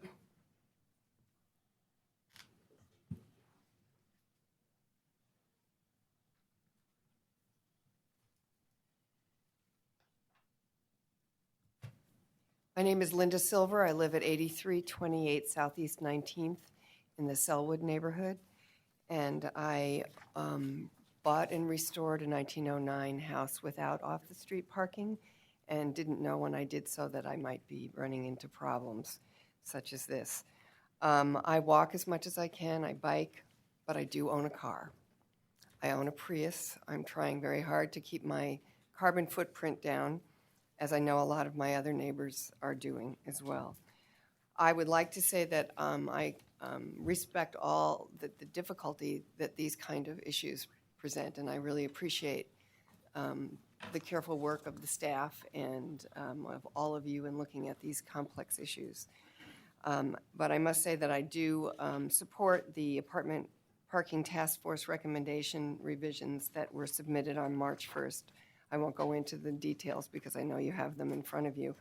I just have to say that the cumulative effect of buildings without parking or with minimal parking is of great importance to me. So the individual building limits only make sense if you look at the entire picture. An example being where I live, 2 blocks, short blocks from my house, we have a proposal on Tacoma, which most of you probably know is already a very busy and narrow street. And we have a proposal for a 46-unit building with no parking, and a proposal within a few blocks of a 68-unit building with 45 spaces. That leaves 69 units right there without a space. And as much as I or anybody else might wish that we had fewer cars, unfortunately, I don't think it's going to happen unless there's something, a catastrophe happens, and I don't think we can plan around that. The other piece of this is that there's a MAX station going in about half a mile from where these 2 buildings are proposed. And my understanding is in the planning phases, it was determined that we would need 800 spaces there to allow for park and ride, also something that we want to encourage. But because of budget constraints, there will only be 320 such units. So if we add all of those in within a half a mile area, I'm concerned that I might not be able to find parking within 2 blocks of my house at 10:30 at night when I come home to my house by myself. And I'm not real excited about that. And I know a lot of my neighbors are not as well. Thank you very much for your time. Thank you. Hello, and excuse me. Thank you for this opportunity. My name is Tony Jordan. I'm a Sunnyside resident. I'm also a member of a household which has a number of small children and no car, and that's possible. In 2002, the city made a step in the right direction by allowing for some residential developments to be different and to cater to those who aren't as dependent on automobiles as the majority. Today, after nearly a decade, we're beginning to see some real movement with that in the direction of a more dense and lively and less car-centric Portland. As we saw, most new development still provides some parking, and most neighborhoods don't experience parking issues that warrant permit programs. But still, many are clamoring to take a step back and to use minimum parking requirements as a tool to prevent dense and affordable apartments from being built. Certainly, there are greedy developers who build unsightly and mismatched buildings, and these will still be built, and now more of them will have parking garages. Certainly, there are landlords who won't pass savings onto their tenants, and now there will be less savings to bargain for. Certainly, many people need to own cars, but now those who don't need the cars that they own will be incentivized to keep them by bundled parking costs and the promise of free parking. These amendments might prevent some developers from building ugly and greedy buildings, but these amendments certainly will discourage some developers from building innovative, affordable, and public transit-centered buildings. Market rate parking via permits and meters is the solution to parking problems. More transit and safer sidewalks are solutions to mobility concerns. Neighborhood oversight is the solution to unsightly developments, and increased supply is a solution for unaffordable and unavailable housing. After discussions with Professor Donald Shoup and other planners, I've come to reluctantly support these amendments. I ask that the parking ratios be passed as recommended and not be increased. I support the Portland Neighbors for Sustainable Development who have, or I think that's what it is, on that letter that was submitted as testimony earlier. I ask that allowable distance for the shared parking be no less than the 500 feet distance required for a transit stop. And I ask that a much greater emphasis be placed on managing parking resources through permits and meters. We must not turn our backs on sensible policy without really good reasons, and demographic trends of greater density and less auto dependence are in line with the current policies, and we should address new problems with proven solutions, not with restrictive and regressive reactions. Thank you.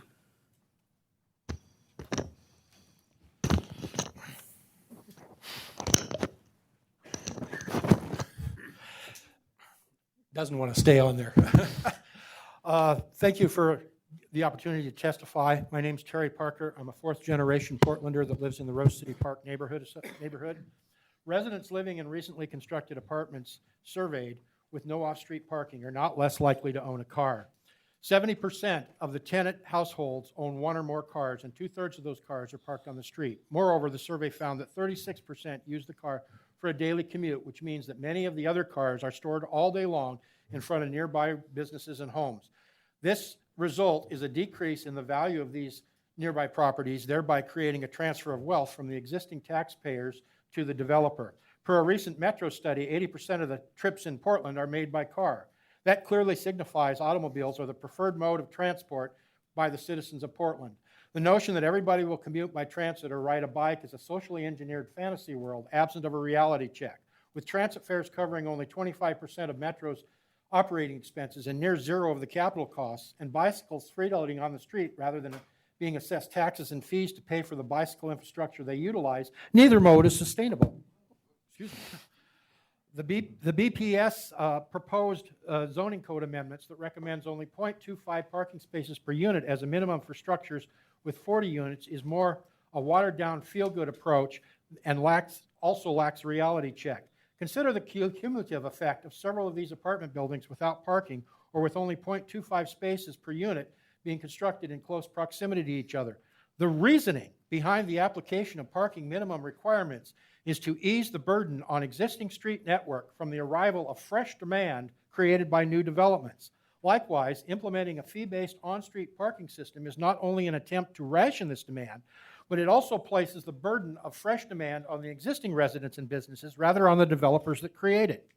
There are those in the room today that will testify the status quo of constructing new apartment complex without parking is the future. Ask them two questions. If somebody in their household owns a car, and if they live in an apartment building without parking, ask yourself the same questions. Forcing alternative lifestyles on other people and the kind of social engineering agenda that allows developers to construct new apartment buildings without adequate parking brings the Northwest parking mess to the east side.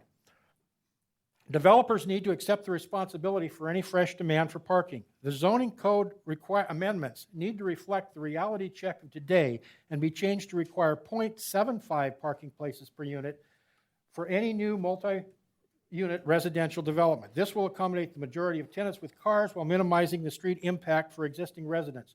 New York City, for example, requires 0.7.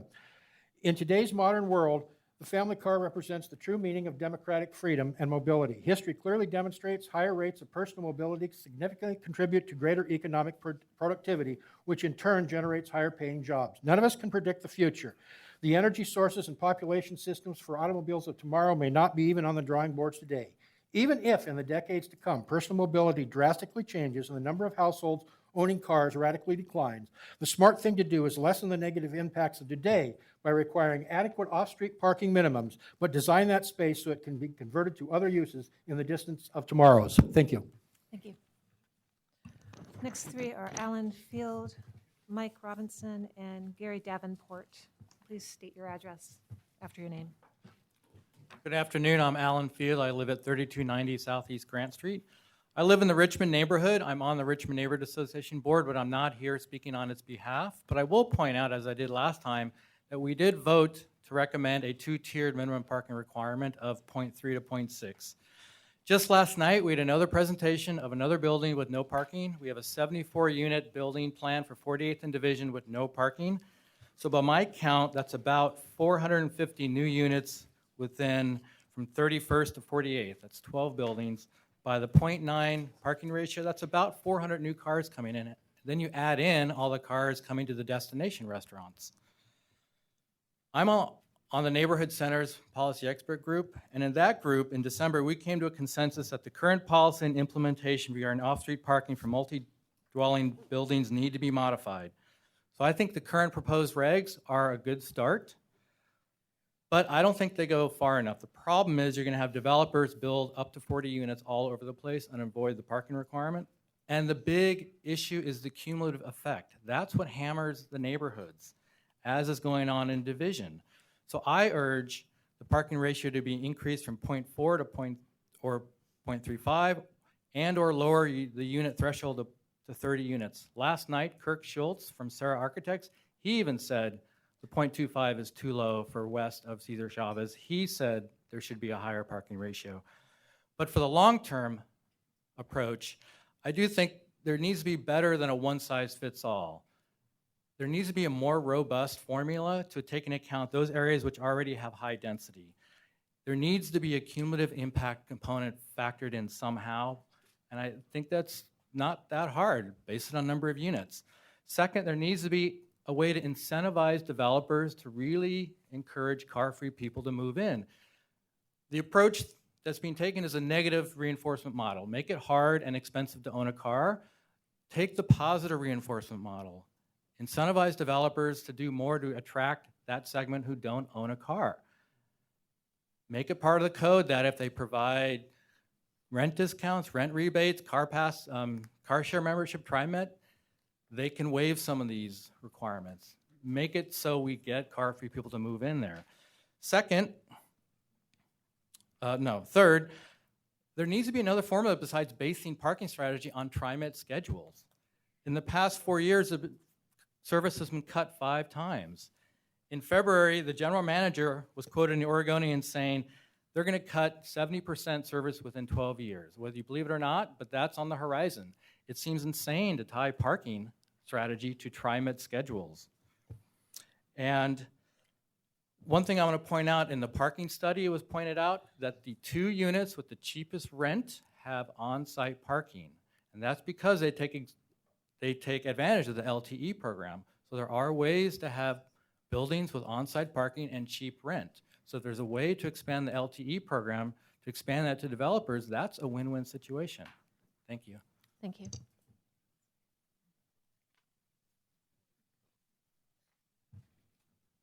Ready? Good afternoon, Vice Chair Rudd, members of the Commission. My name is Michael Robinson. I've given you a letter that's before you that has my points, so I'll be brief in my testimony. But my main point is that I think this process is going much too quickly. There's a lot of issues that people can identify with this ordinance that need to be addressed. Speed is not necessarily a virtue if you have to come back and correct things that you didn't think about the first time. So I've heard some very interesting and I think good testimony already. I'm sure you're going to hear more. And that tells me you need more time to deliberate on this. Certainly the mayor's request that you get something to him is important, but it's important that what you get to him works and doesn't create additional problems that we haven't thought about. So I just have 4 points. I'll make those quickly. First of all, if existing parking sites or the ability to park on a new development were always available, every building would have parking. But often they're not available, often cost is an issue. And so, in my view at least, I think what will happen is where you can't provide, can't meet this new parking requirement, you're simply going to build fewer units. That in terms has an adverse impact on our desire to have affordable housing units. It has an adverse impact on transit usage. If we're concerned about TriMet reducing frequencies and headways, reducing density is not the answer to that. Secondly, this change is going to affect property rights. Folks have bought property, they're in process, This ordinance needs to recognize those existing property rights. Like it or not, people depend on what the ordinance says. You have a program that's been in place for about 20 years. To change it this dramatically and in this short period of time has an important impact on people who want to provide places for other people to live, and that needs to be considered. Third, if after everything you hear today you believe that you should recommend adoption of this ordinance, City Council, I'd suggest that you consider at least 3 changes, and I've given those to you in my letter. First of all, the ordinance shouldn't create non-conforming uses or development. That has a serious impact on loan covenants and on insurance. And if you can't provide parking now, chances are you will never be able to provide it. Secondly, you need a clear statement that existing applications are vested under existing ordinances. And third, there needs to be a longer prospective effective date. It shouldn't become effective immediately if so adopted by council, or even within 30 days it should become effective later. And lastly, I heard some very interesting testimony from PBOT about parking permit programs. I think some of that makes a lot of sense. It seems to me, before we begin to change the code in such a dramatic way, that we ought to look at something like that, which could very well address some, if not all, of the perceived problems. But I think, in essence, while staff has done a good job, there are a number of questions that haven't been answered. Recommending something to City Council on something that's important in one hearing doesn't do justice to the issue. So while we think this ordinance has some merit, I think it requires further study, and we'd ask that you take at least another meeting to consider what you've heard today. Thank you very much for your time. Thank you. Hello, my name is Gary Davenport. I'm here representing ONRG, Overlook Neighborhood, or Neighbors for Responsible Growth. And I live 1 block from a proposed 67-unit apartment on the northeast corner of Overlook Park. First, I'd like to draw your attention to a small report I put together. And I want to thank Matt Wickstrom for helping me to compile the most up-to-date data. But it's a compilation of all of the units in North Portland, Northeast, and Southeast Portland that have no parking. And I pulled this together because I'd like to point out that there are a total of 20 buildings that in the last 18 months that are either currently under the permitting process or have completed construction. This is the number of no parking units. Of those, 11 of those units belong to Rimmers Sackhoff Apartments and Mullins Apartments.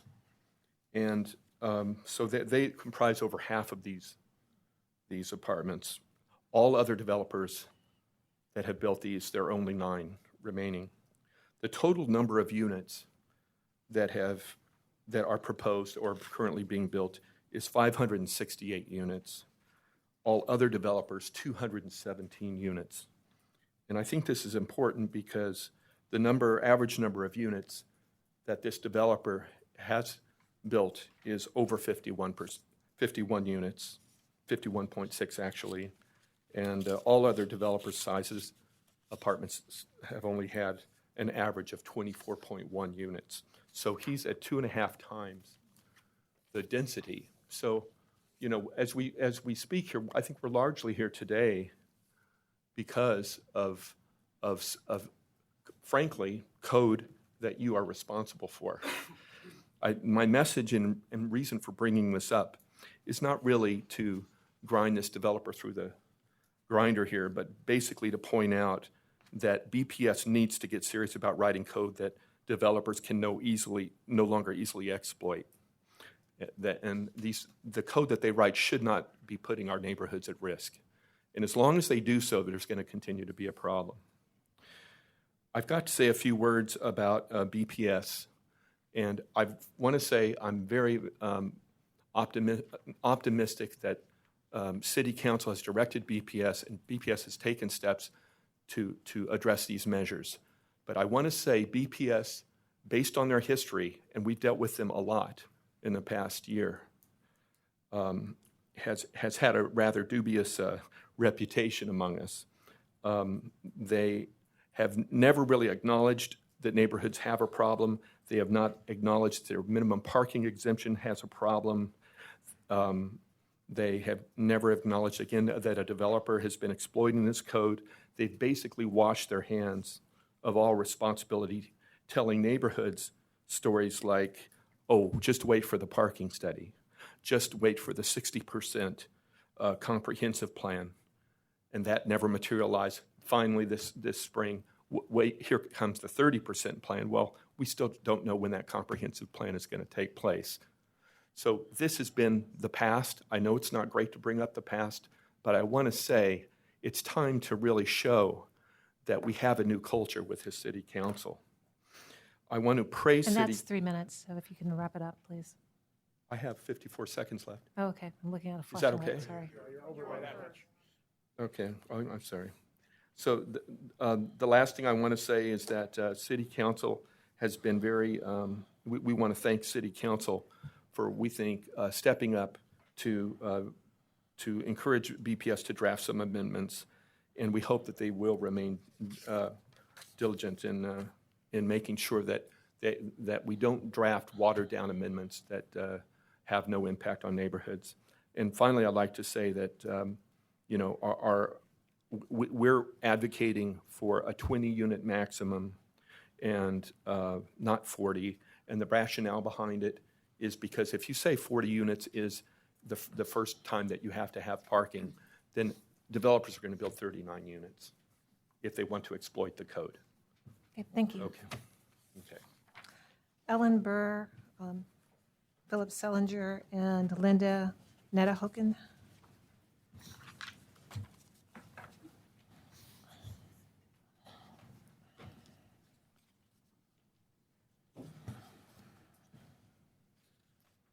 My name is Ellen Burr. I'm the Land Use Chair for the Selwood-Morwen Improvement League, and I'm not here representing them, but my own views and those of some of my neighbors. I wrote something up, but in listening to the questions that the commission asked Joe Zender and Matt Wickstrom and the woman from PBOT, I realized that you don't really have a context of the neighborhoods that are most impacted by these large apartment buildings. And when Joe uses the number of permits and how many for the new buildings and how many have parking and how many don't, he's counting the whole city. He's not counting the most impacted neighborhoods, which are, they are counting that, but they're including other buildings that are not really, I would say, pertinent to this statistic. The 5 neighborhoods that were originally last June starting to talk about this is Richmond, Beaumont-Wilshire, Overlook, Kearns, and Selwood-Moreland. At that time, Selwood-Moreland did not have any of these buildings proposed, but I was still participating.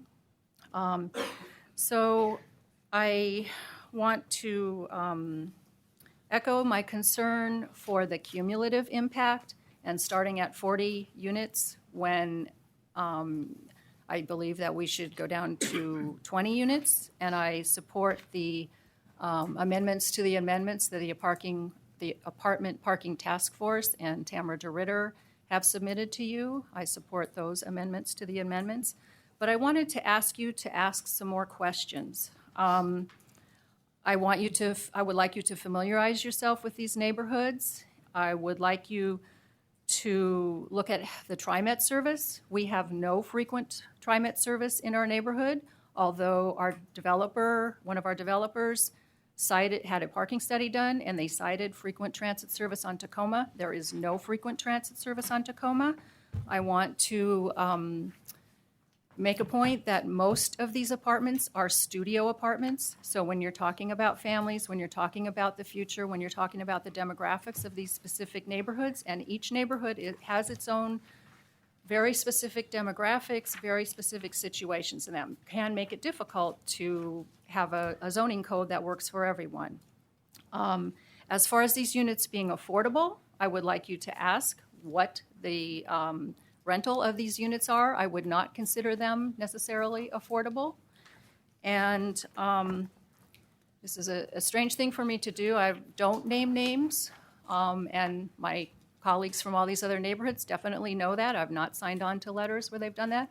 But I want to make it clear that Michael Robinson, who testified, is an attorney for Remmers and for Sackhoff, and that he lost a LUBA appeal from the neighborhood, the building at 37th and Division, And that where he's coming from, I don't even know if he lives in Portland or if his clients live in Portland, but I think he has an entirely different view of what's going on in these neighborhoods, and it's definitely from the developers who want to exploit these codes. If you'd like me to give you my address, I will do that. 1123 Southeast Harney Street, 97202. Again, my name is Ellen Burr. Thank you. Thank you. So, Ellen? Yes. So one of the amendments would basically tighten up the areas where the 500-foot exemption is Yes. allowed to the Tremont frequent service line. So Right. As I look at the map, I think there's part of Tacoma, a No. little bit of Tacoma that has a frequent service line, but not the whole street. So, No, there's none of Tacoma that has it. McLaughlin does.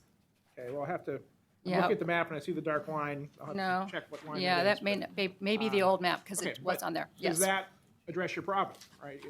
Because it sounds like Tacoma would become ineligible for at least most of Tacoma. That addresses part of the problem, yes. Okay. Yeah.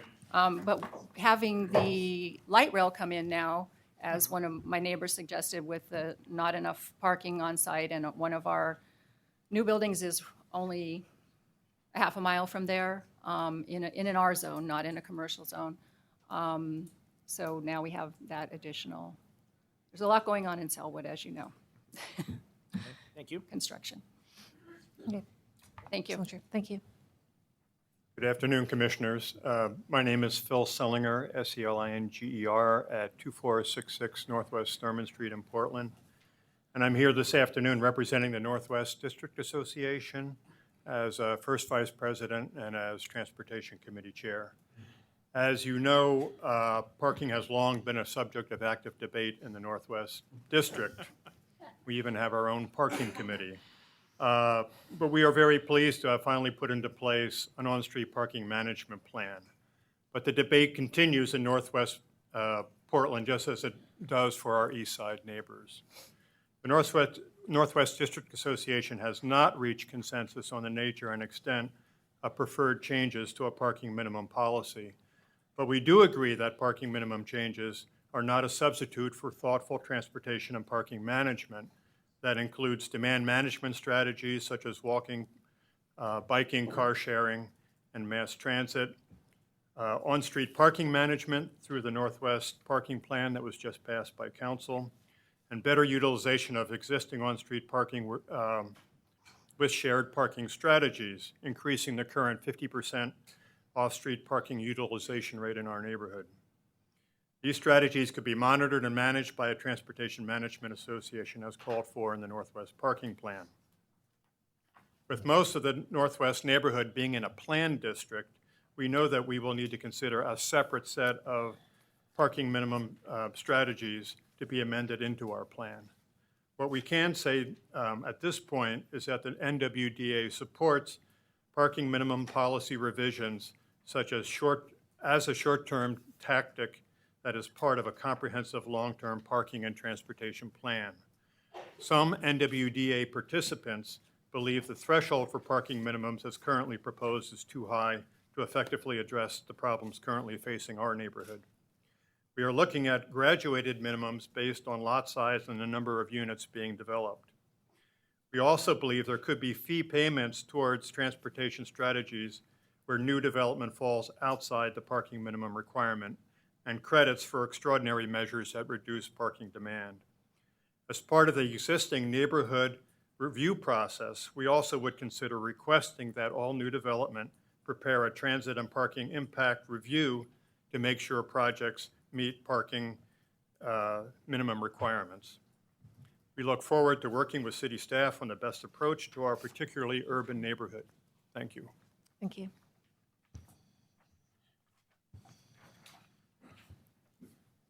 Good afternoon, members of the Planning Commission. My name is Linda Nedekoven. I live at 2018 Southeast Ladd Avenue, and that's 2 blocks off of Division Street. I'm part of the Hosford-Abernathy Neighborhood Development Association Board, but this afternoon I'm only speaking on behalf of myself and Sue Pierce, our board chair.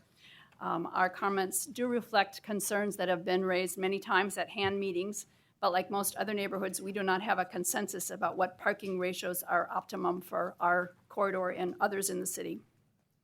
We would like to thank BPS and particularly Matt Wickstrom for the effort that the Bureau has devoted to these issues so far.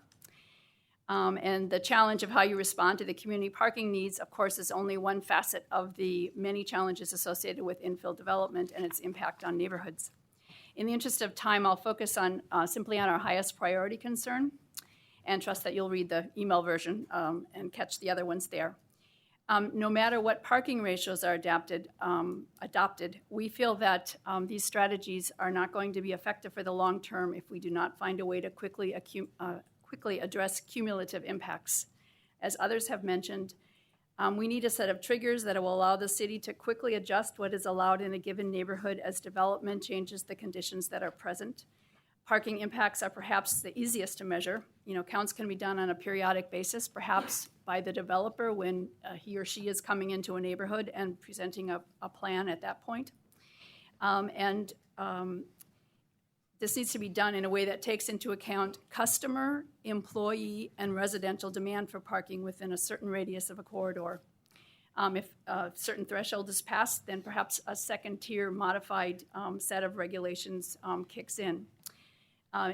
In my ideal world, there would be transportation and parking management associations along each of the corridors that bring together representatives of neighbors, both renters and owners, business people, and property owners to monitor and manage parking and transportation issues in a comprehensive, holistic way that looks at the area in total as opposed to building by building. Before a change to parking requirements would kick in, a TPMA could attempt to implement other strategies. Some of those that have been mentioned, permits, education incentives, renting private driveways, another thing to be explored, and other innovations that are workable to see if they could further balance demand before the requirements shift. Having the people that are most directly impacted involved in trying to manage demand should increase the effectiveness and equity of that effort. Just a couple of quick points in terms of the other issues. We're very supportive of any better management of existing parking resources, sharing them in various ways, and also we're very concerned about building affordability into the process so that we can somehow get some traction on that issue in our neighborhood, which is really suffering from gentrification. Thank you very much. Linda, thank you for raising the issue of TMAs. I'm a big fan of TMAs, and I think that does ultimately need to be part of the solution. To the issue of cumulative demands, or cumulative impacts, I guess the phrase you used, I guess the question in my mind is, I think the market is reasonably smart. And I think, in fact, what we've seen here is one or two developers who have figured out there are areas in the city with relatively abundant on-street parking, and they're putting buildings there that can take advantage of that.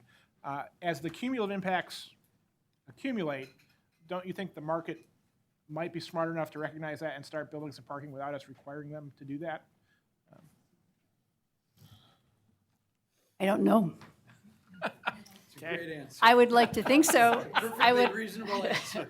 I would also like to think that if you don't build in parking, that the units will be more affordable. But clearly what we've seen is they're not necessarily more affordable. And my fear is that and we're losing a lot of our affordable housing to new development. The new green sustainable buildings are a lot more expensive than the workforce bungalows that existed in the past in our neighborhood. So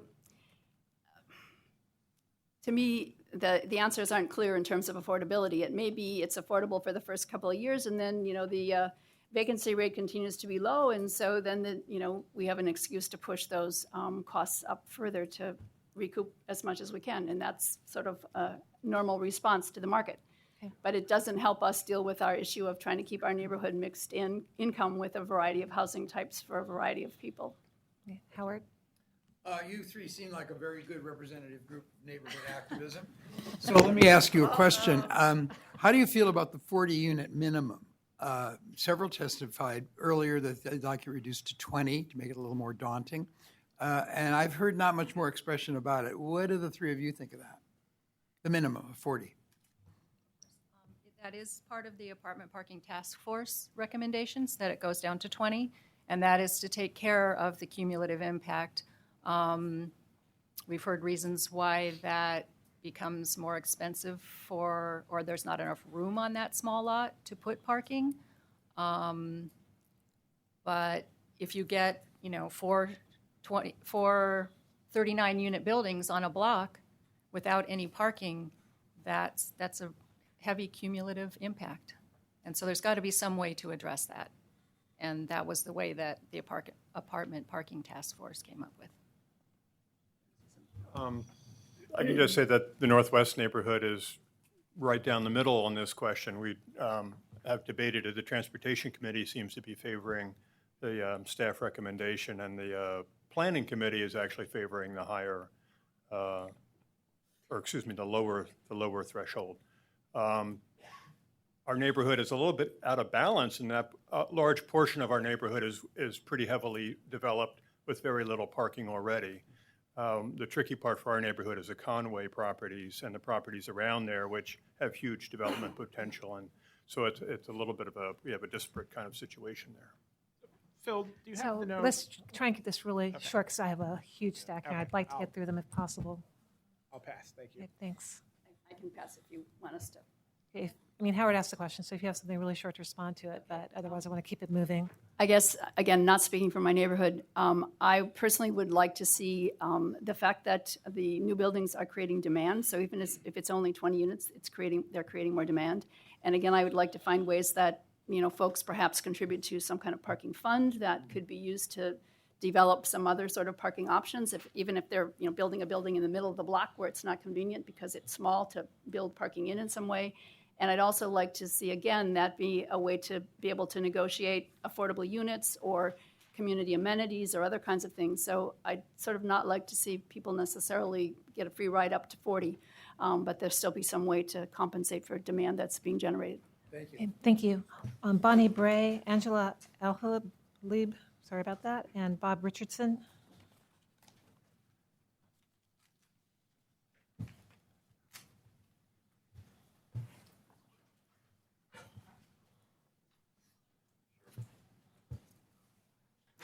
Good afternoon, Commissioners. My name is Bonnie Bray, and I've lived in the Richmond neighborhood at 3634 Southeast Clinton for 37 years, since right after the Mount Hood Freeway was voted down. And I've waited a long time for the neighborhood to change and thought a lot that was just around the corner. And it started about 5 years ago, and boy, it hasn't stopped. I welcome the vibrancy that increased urban density and compact development have brought to Division, especially the changes that are making it more pedestrian friendly. It's a wonderful thing for all of us to see people walking around the neighborhood and walking up and down Division, something we never used to really see much of. There are, however, tremendous problems resulting from all the new construction on the street. You've heard a lot of testimony about the amount of construction. We have sidewalk closures impacting pedestrian safety and the consequences that result from the lacks of design review and from, I think, I've written a whole thing about the improper use of zoning. I'm not going to read all of that. I'm just going to say that the developers on the street are using the CS zoning to pack it. There are no residential limits on density in CS zoning, and it's the only type of zoning that does not have residential density limits. My main question is, why is that? All other zoning has a density limit on residential. And this is the thing that has allowed developers a tremendous loophole. And it gives, we have 4 city lots with 81 apartment units, which is higher than high density zoning. And that's just something that has happened. To me, as a resident of Richmond, this is more than just about minimum parking issues. It's also about design review, which I haven't heard anybody talk about, and density standards, both of which are lacking in the CS zones, but which directly affect the quality of life, which I think is something we all are looking for. We all want an improved quality of life in our community, even though we welcome this increased density. I urge you to make this the recommendation to include the new minimum parking standards to City Council today or no later than the end of this week so that we can move on this. Thank you. Thank you very much. Good afternoon, councilors. My name is Angela Eleby, spelled Ehelebe. I live at 1134 Northeast Dean Street, which is in the historic Woodlawn neighborhood. I am the land use chair for the Woodlawn neighborhood, but I am not speaking with the voice of Woodlawn neighborhood. I'm speaking as a neighborhood activist.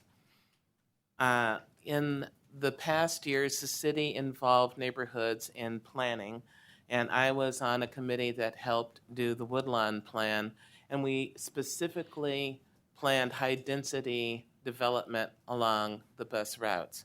I personally favor multi-modes of transport, bus, bike, automobile. I think a diversity of choices is important. What I hope that will development out of your discussion is not a one-size-fits-all kind of zoning. I like the idea of a, quote, environmental impact or cumulative impact study for developments. Some developers really want to work well with the neighborhood and fit in, and some don't. One of my concerns, I've been an advocate for people with disabilities for many years, and there's a new seasons market going in a neighborhood near ours, and they are required by law to have handicapped accessible parking rather close to the door. The Trader Joe's over on 42nd has about 6 or 8 parking spots. In none of the codes do I hear anything about permanent handicapped accessible parking spots for the residents.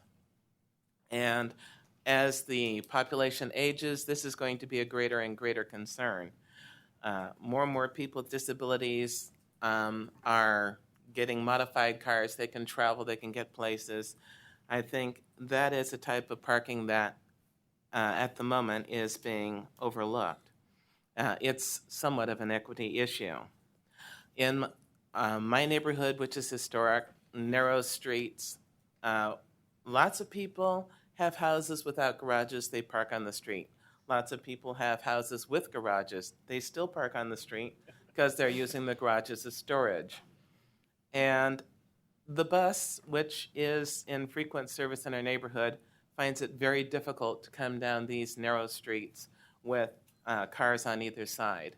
So that also is a concern. Yes, you may have transit, but if you increase on-street parking, that may become very difficult. And that's what I wanted to say. Thank you. Hi, my name is Bob Richardson. I live at 1105 Northeast 60th Avenue in the Rose City Park Neighborhood Association, and I'm a member of the Land Use and Transportation Committee for that neighborhood association, but I'm speaking for myself as I'm sure my opinions are not universal. So my prepared statement is Hawthorne, Belmont, Northwest 23rd, widely recognized as vibrant, walkable corridors which are great places to live, shop, and dine. Look at the history of these great streets, and you'll see a variety of housing types, including many with no off-street parking. Walk-up apartments over shops, duplexes, former boarding houses and hotels, as well as single-family dwellings, although many of those are sans driveway. And it's not by accident that these housing types accompany these corridors. A bustling, walkable community requires a population base to support local businesses, and that population base should represent a variety of economic and demographic profiles. Forcing property owners to construct parking or to reduce the number of units to make room for parking drives up costs and essentially outlaws architectural forms which were common a century ago and are still in high demand today. It drives up home prices and rents decreasing supply at a time when we're hoping for increased affordable housing opportunities. The proposed zoning changes represent a fair compromise to ease neighborhood tensions while still allowing for new construction of some car-free units. Note that when discussing parking ratios for a neighborhood, we must take into account existing inventory. If a neighborhood has 500 existing units at a 75% parking ratio, then construction of 100 new units over time with 0% only changes the overall balance of the neighborhood to 62%. Parking needs are almost universally overestimated. Cities such as New York and St. Paul face hundreds of millions in bond defaults after constructing too many expensive garages that aren't utilized. A word about street parking. A typical Portland City block can support 40 parked cars, or 30 if you allow for loading areas, alleys, and a few driveways. This is sufficient to support most residential needs. But when an area is popular, drawing visitors from around town, we then see strains on the availability of free street parking because the city is essentially giving away a limited resource for nothing. Geometry prohibits significant expansion of street parking, and vehicle taxes don't pay for its construction and maintenance. It's counterintuitive, but a parked car generates no gas taxes. The longer a car is parked, the more parking it consumes and the less it contributes. Therefore, the city should explore market-based solutions to alleviate problems where parking is scarce due to neighborhood popularity, including a residential permit system. I encourage the Commission to adopt the proposed zoning and code amendments. Thank you. Michael Harrison, Elizabeth Varja, and Steve Gutman.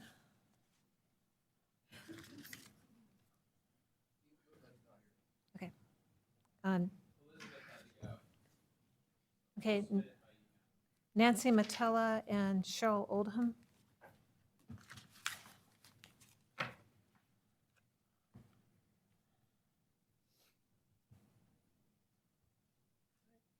Go ahead. Okay. Michael Harrison, 837 Northwest 25th Avenue. Since it's been mentioned, a fourth-generation Portlander and a fifth-generation Oregonian. I also worked for the city of Portland as a land use planner from 1973 to 2001. And since some mention has been made about the comprehensive plan, I was one of the planners that helped create the comprehensive plan between 1976 and 1981. I worked on the development of the comprehensive plan map, the comprehensive plan implementing zoning code, and the land development policies. I think actions taken in haste have a tendency to have unintended consequences. And proceeding quickly, as you maybe have been urged to do, would be a mistake. You need to think through these consequences very carefully. At the time we did the comprehensive plan, there were two big issues related to parking on the table. One of them was the neighborhoods felt very much that existing apartment development that was going in with off-street parking didn't fit the character of their neighborhood. And they wanted something done to make sure that the buildings better fit the character of the neighborhood and were less like, as what they described as, motels with parking in front. A secondary issue going on when we did the comprehensive plan was the character of the old streetcar commercial districts, 21st, 23rd, Hawthorne, Division, and so forth. These areas were required when they developed anything at all, or when a new use went in, to provide a new commercial use went in, had to provide off-street parking. But there was no place to do it. So there was constant pressure on the surrounding neighborhood to tear down existing housing to create surface lots for the use of commercial property, which is one of the things that led us to think about dropping a parking requirement. It's been mentioned that the CS zone doesn't have any bulk limitations. Well, it does. The bulk limitations are a product of not a number of units per acre, but the size of building that is allowed, which is limited in terms of height and floor area ratio. I think parking is an issue that can solve itself. I live in an area that's generally characterized as having parking problems. I took the streetcar here today, and the car's home in its garage. If you own a car, you probably want to house it someplace that's safe and secure. That means that you want to have off-street parking. My wife and I decided we wanted off-street parking when we purchased a home in Northwest Portland 27 years ago. The cost of the off-street parking was just something we built into what we figured we had to pay. If you can't afford off-street parking, You may have to park on street, but if you can't afford it, you'll buy it. So consequently, if you start imposing additional off-street parking requirements on new developments of housing, you're pricing lots of people out of the market who will not be able to live in those areas, who will not be able to pay. We heard the number tossed around earlier, $40,000 for an off-street parking space. I think it's a relatively high-end space, maybe a structured space. But I'd say the range is probably more like $8,000 to $40,000. Well, that $40,000 space, maybe sub-level, is going to add $400 a month minimum to the cost of the rent on a unit in that building. That says a lot about affordable housing. Even the $8,000 number for a surface space will add $80 a month. Now, that's a lot of money. You're at the 3 minutes, so please wrap up. I urge you not to adopt these regulations, to proceed much more cautiously, and to be very careful about unforeseen consequences. Thank you. Thank you. Hello, my name is Cheryl Oldham. I'm a resident of Richmond neighborhood, 3735 Southeast Clinton Street, on the corner of 38th and Clinton. And I want to urge you to adopt this recommendation, take it to City Council, get it passed as soon as possible, please. Our neighborhood has changed dramatically since this began. The vibrancy is nice. The construction, the large dump trucks don't take the routes they're supposed to. Walls are cracking. There's garbage in the gutters. And the parking is ridiculous. You can't cross Division Street. And the neighborhood feels like we're sort of not being considered like we should be. So I thank you for your time. Thank you. Jeff Mandel, Susan Lindsay, and Tamara DeRitter. Okay. George Walters.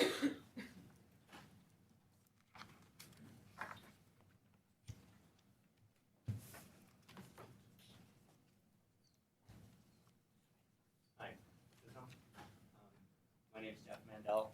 Is that- Hi, Right my now? name's Jeff Mandel. I live in Kearns, 224 Northeast 29th Avenue. I'm not here representing Kearns. But I am here to request that you reconsider requiring parking for new developments. I have plenty of rhetoric here, but really I just want to say I don't really think it's a great idea to require parking in the new developments that are under consideration here. I think it's important to be open to concerns that are founded, but not so open to concerns that are maybe unfounded. It's kind of hard to follow up with the presentation that Joe gave because he just spoke the facts. And so I have a question for the commission, which is, are you basing your policy on facts or not? It begins to resemble a bit the debate on climate change when we are trying to give equivalent weight to both sides of the story. One side of the story has a measurement that shows parking as actually available. The other side of the argument has a lot of hearsay and comment and pseudoscience and opinion, which is okay, but actually nothing to support that opinion. And do we want to put ourselves in a position of creating policy that's based on, well, actually nothing in particular, actually a denial of the facts that have proven that parking is available? So we have had this policy in place for some time that did not require parking. And after I had written in my notes 20 years, it turns out I guess it's 30 years. We can see actually it's bearing fruit. There is a big shift happening. And like climate change, it's a big and significant shift. It's mode change. People are changing their preferred mode of transportation. And unlike climate change, this is a change we actually want. It's also a change that's required by the very climate change our use of fossil fuel has created. There's a dividend payback to our community. We can now account for and validate the dollars returned to the community by less driving, less automobile use. We have an improved quality of life, standard of living, and it improves our public health. So I would just ask that you look at the data and make decisions based on the data. Parking survey shows that parking is available. Why City Council said, hey, I see that parking is available, we need more parking, I can't answer for that. It doesn't sound like the kind of response that this commission would would supply given the good data that your staff have provided you. So I simply urge you to actually focus on the data that they've provided you and focus on the best data you can get. If you use that data to make your decisions, you'll probably make the correct decisions. Thank you. Thank you. Good afternoon. I'm Tamara DeRitter. I live at 1707 Northeast 52nd in Portland, and I am on the board for Rose City Park Neighborhood Association, and I'm their co-chair for the Land Use and Transportation. I will be speaking on behalf of Rose City Park for the first half of my testimony, and the second part will be for the Apartment Parking Task Force. First off, I want to thank you very much for moving this proposal ahead quickly. It's an area of concern for us that have properties along Sandy Boulevard, which will be impacted, as well as the 60th Street Station area. Our recommendation is to actually lower the impact area so that 0.25 parking ratio would apply to 20 to 40 units, and then 0.5 would apply to 40 and actually 41 and greater number of units. The reasoning for that is 70% of the apartments owners or renters have at least one or two vehicles, and that came out in your own study. Again, the numbers do lead us to the facts that are at hand. And if you only do, let's say, 0.25 at 40 and above, then you end up having over 60% of the cars circling and adding more environmental pollution to our residential areas as well as commercial areas. So if it's not provided somehow, then there will be more pollution. One of the questions and concerns I have is I do know that parking design becomes more complicated with 5,000 square foot lots. I am not opposed personally to having those sited elsewhere. It can be within 500 feet. I don't really care, but other cities such as New York City, San Francisco have apartment garages, and everybody pays a portion. But by not making that requirement, they can't buy into it. So I see it as a type of trade. And since you're giving them a privilege of reducing the number of parking, that's great. But then you have to have them at least pay into some off-street parking.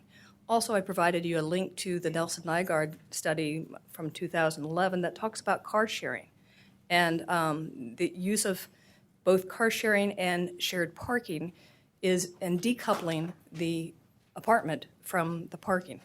That alone, decoupling will help the prices stay low. And we're talking about those smaller number of units. And it also creates an asset for that community, for commercial, for residential, to car share in that space. Without that, without those off-street parking spaces, you don't have that trade-off even available. And we're building for 100 years, so we want to make sure we have something in place. The second item is that reducing the car share ratio to 10% of the required parking instead of 25%. It's still in its infancy, car sharing. We don't know what it's going to be like in 50 years. But we want to encourage it, but be more tentative about it. They can still park on the street. This is just for off-street parking. Now I'm going to take off my tag.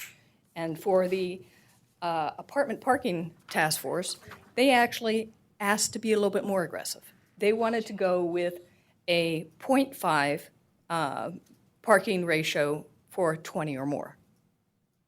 And again, they supported the off-street parking provision that would be located within 300 feet, but they wanted to put a limit of 25% on all required parking that could be reduced by exemptions.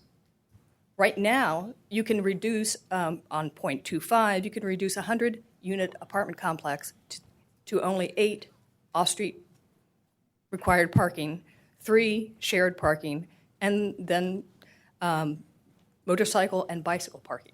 I mean, you can use all those exemptions and get it down to that much for 100 units. So that's just a bit ridiculous. And please start to wrap up on that. Okay. Thank you. And the second item is to reduce the dwelling size for loading units. Part of this is the 20 to 40 apartment dwelling units are mid-block and often in the older sections of town and on corners. And those streets are very narrow. We got 28 feet of completed street. And if you don't have some place for them to pull in or drive up to, you're going to have a bus size unit or loading van that will block the street, effectively cutting off all access. So Okay, thank you. So we need to move Okay, to the next thank speaker. you. Thank you. I yield my time to Tamara. Hey, can I speak for an additional entity? My name is George Walters. I'm a resident of Selwood, Westmoreland, and I serve on the Land Use Committee for SMILE. I'm not representing SMILE today. These are just my opinions. I'm very thankful to see the willingness to address the issues that our neighborhoods have experienced around these developments.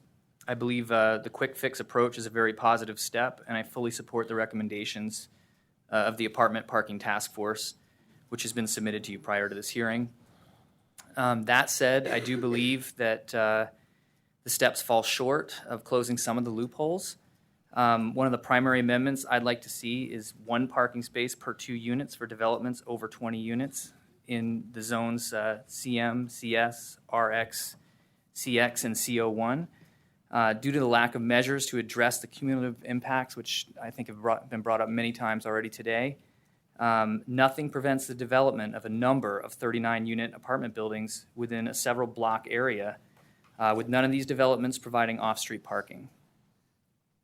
We also think there should be a limit on the percentage of required parking spaces, which can be reduced due to adding bicycle, motorcycle, car share, and other measures. Thank you for your time. Thank you. Barbara Ross, Doug Klotz, and Ted Labby.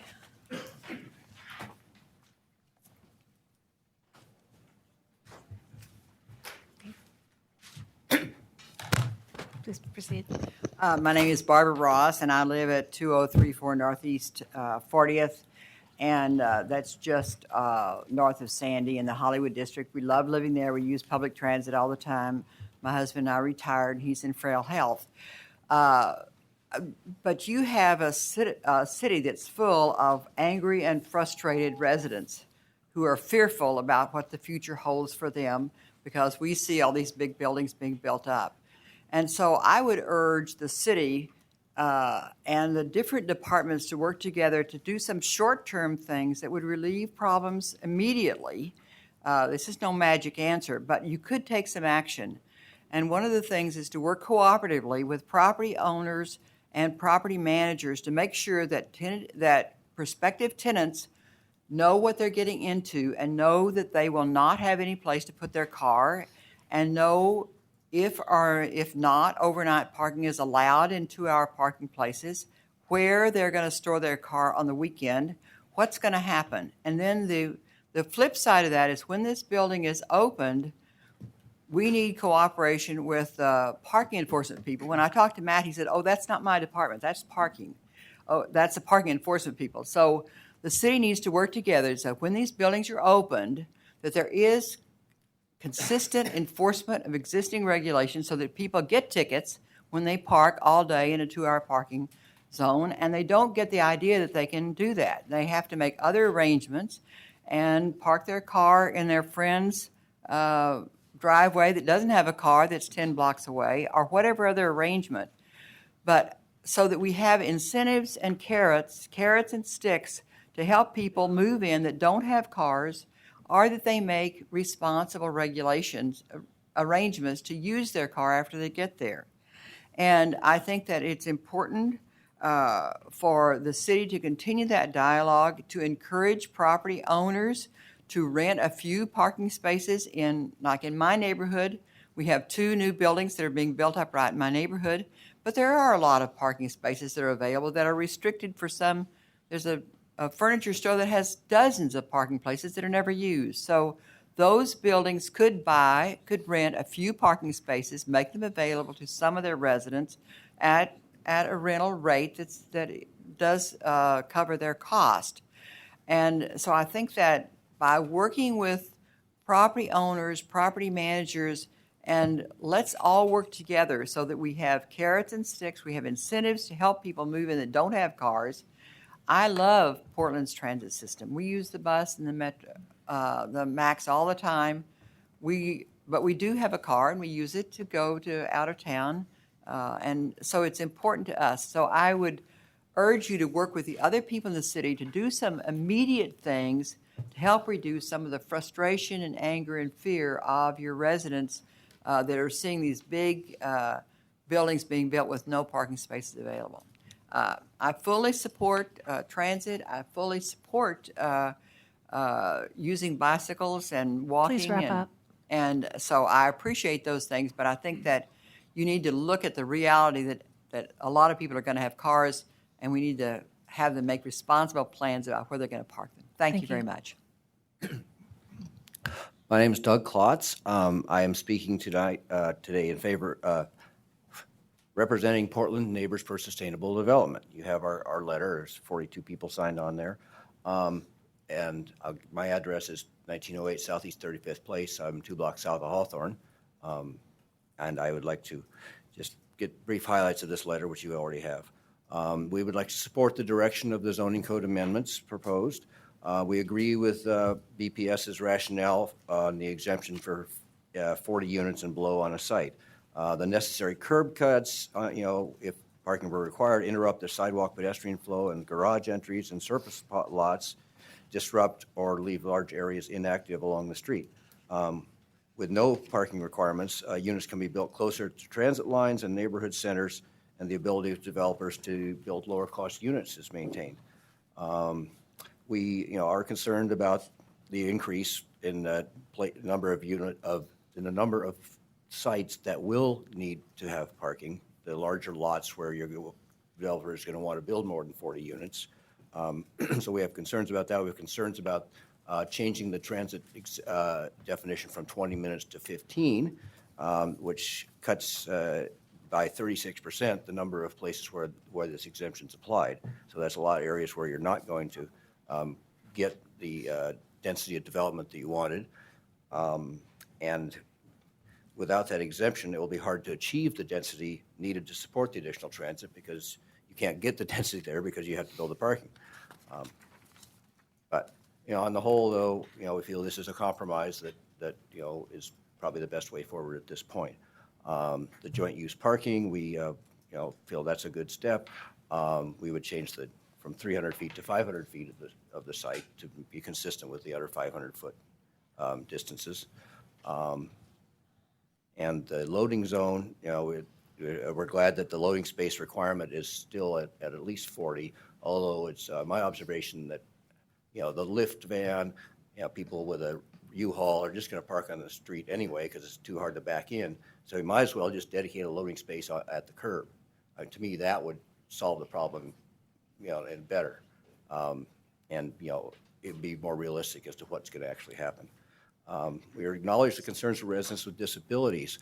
The issue with the disabilities is we're forging new ground here. The ADA requirements are being followed in these buildings. When there's parking, there's one space for disabled for every 25 spaces provided.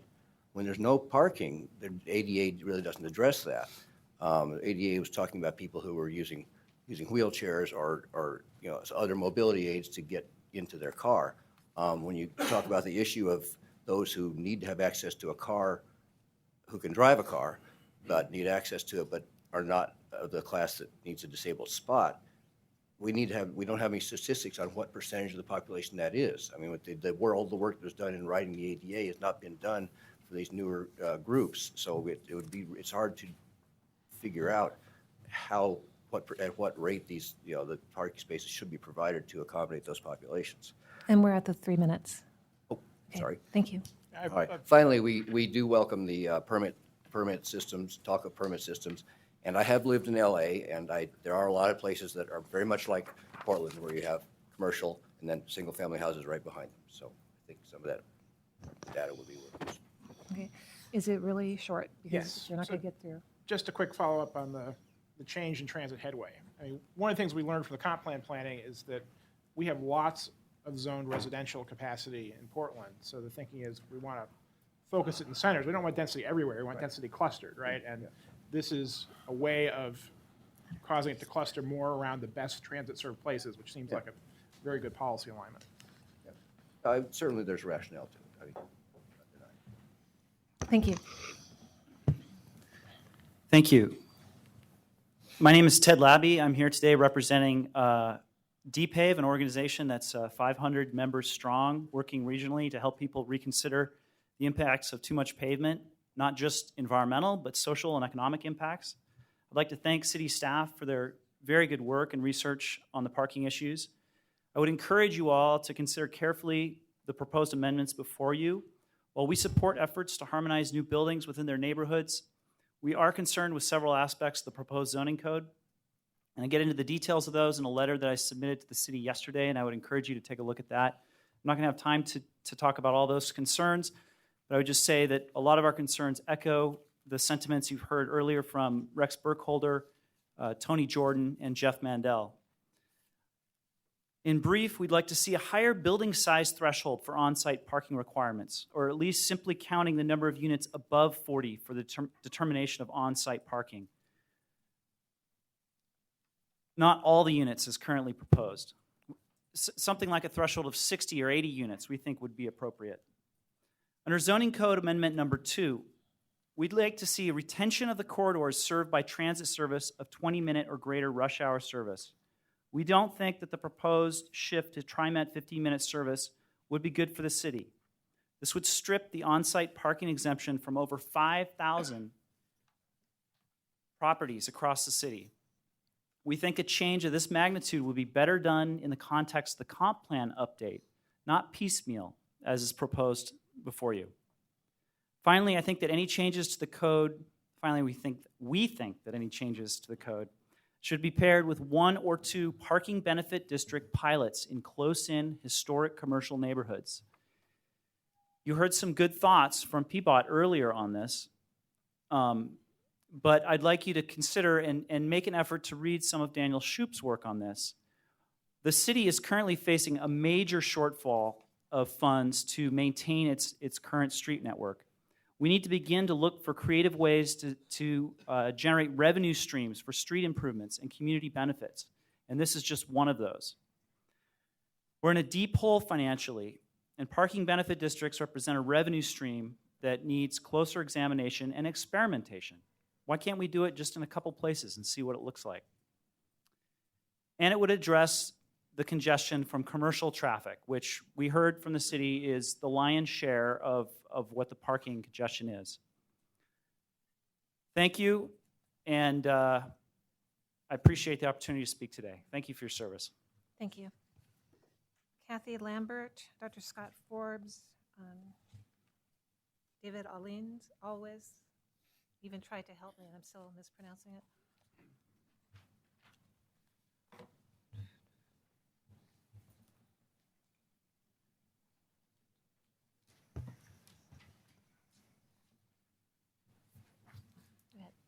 I am Kathy Lambert, the owner of Division Hardware located at 37th and Southeast Division, right across the street from the 81-unit apartment complex in the process of being constructed. I am also a member of the RNRG, Richmond Neighbors for Responsible Growth, and I am encouraged by the LUBA decision to reverse the permit of the continued construction of the site. However, we must move forward to get the mayor and the city council members not to just reissue the developer a new permit after having them meet with the neighbors whose lives will be impacted by this building. The mayor and the council members need to expedite the new policy issue requiring off-street parking in buildings with 40 or more apartments. They should also require a traffic study in the proposed area where the building is being built. The study needs to have input from the neighbors who will be impacted by the construction of the building. I have noticed that there have been more and more hit-and-run accidents in Southeast Portland area just within the past 3 weeks. There was one just this past Saturday, just a block from my house, in which 2 people were killed. And I just found out last night that these 2 people were customers from my hardware store. These not only involve vehicles, but they also involve pedestrians being hit. With the increase in the number of people along Division Street, there's bound to be more and more accidents involving vehicles and pedestrians. If you think people moving into these new buildings won't have cars, you're badly mistaken. Along with the issue of where are these people going to park, we have to consider the congestion that is going to increase with the addition of more people and vehicles to the area. We think it's bad now. Wait until Division is reduced down to 2 lanes instead of 4 lanes during rush hour traffic, both in the morning and the evening. There will also be an increase in the amount of trash that will be accumulating on the sidewalks and streets and in the gutters with the increase in the population along Division Street, with all the construction going on up and down the street.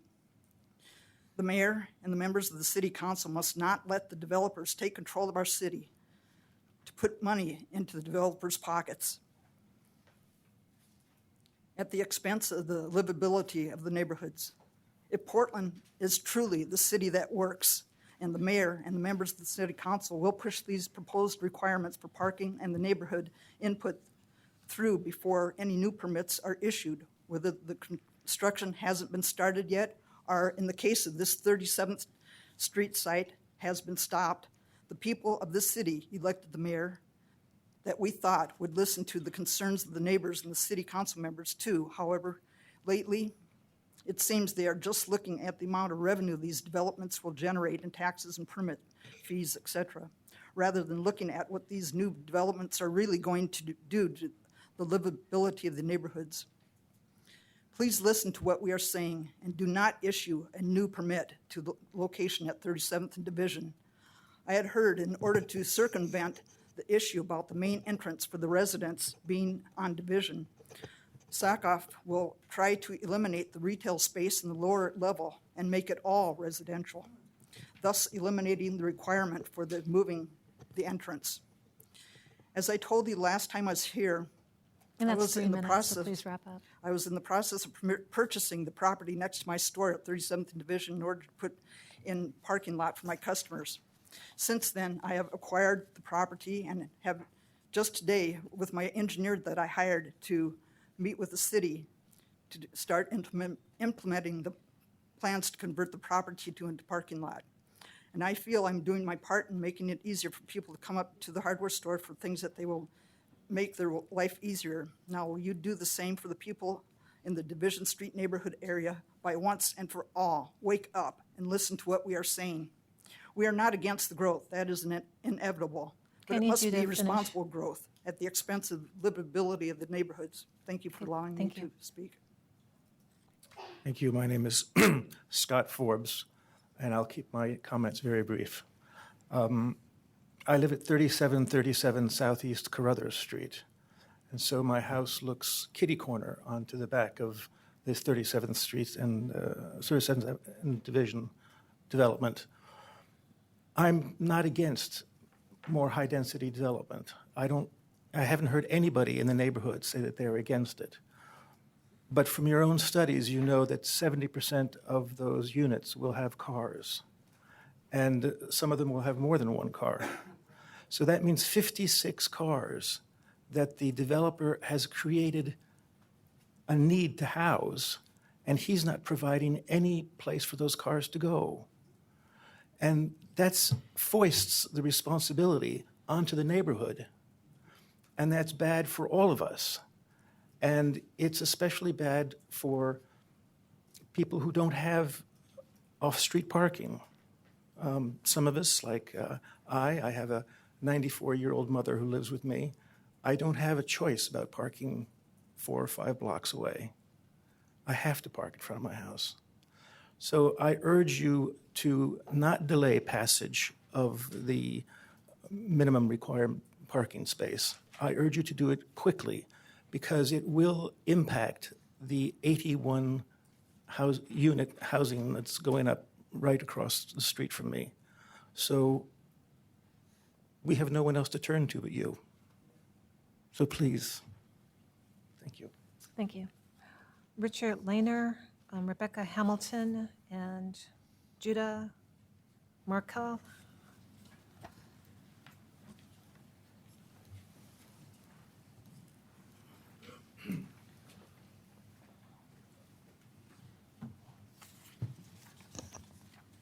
So I called Richard Lishner, Rebecca Hamilton, and Judah Markle. Okay.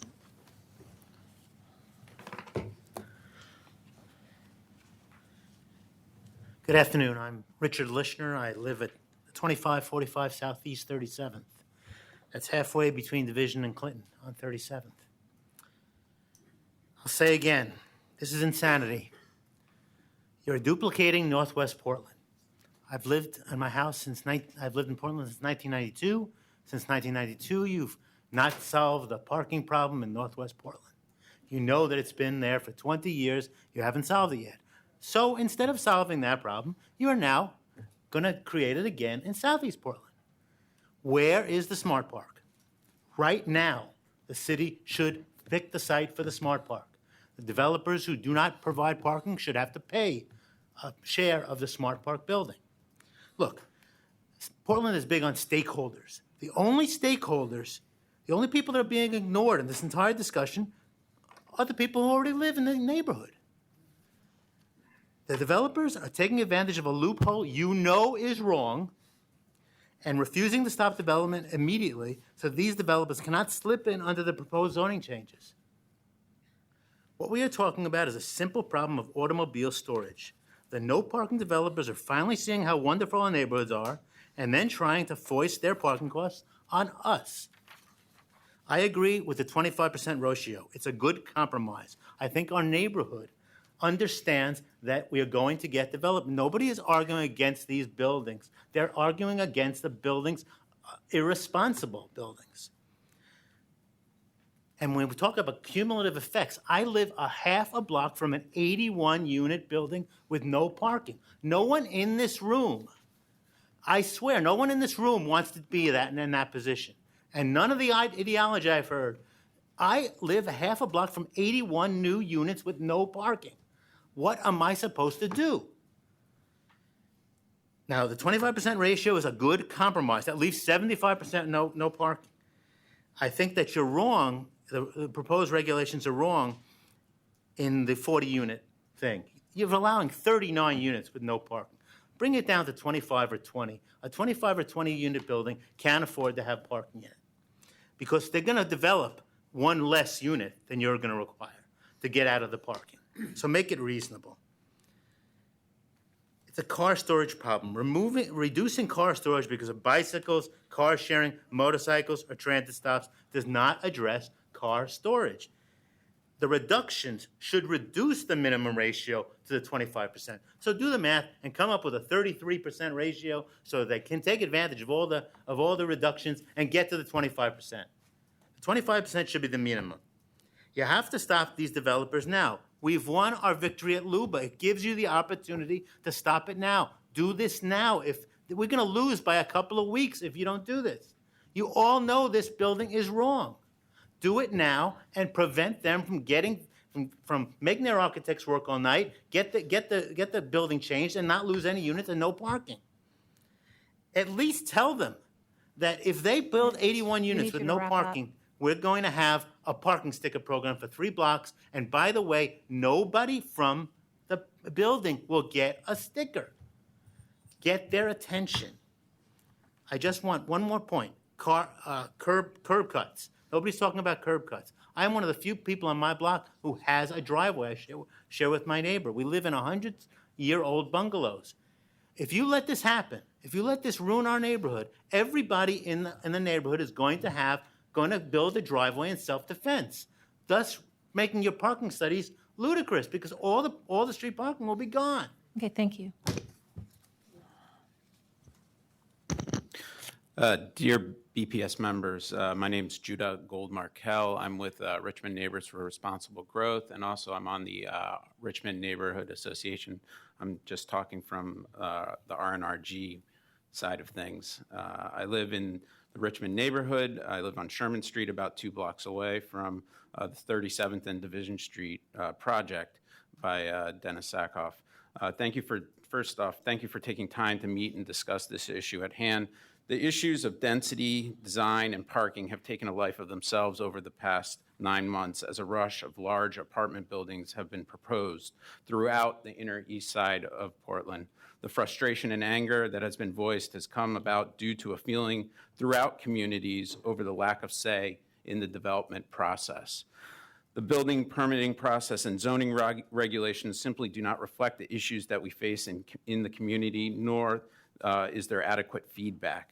Today's recommendations are just the first step to helping the canary in the coal mine. We at RNRG continue to advocate for both short-term, which this would be, and long-term reforms that allow both developers to economically prosper, but at the same time do not shut the community completely out of the process.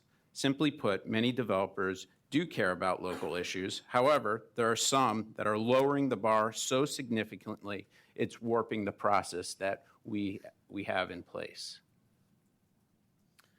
RNRG would like to see quick and efficient measures put in place to ensure that neighborhoods are supported, as we will be the people who live next to these new neighbors, and utilize the same resources while the developers profit in the long run. We will continue to work with BPS, the comprehensive plan, and planning groups and other public officials for a long-term solution.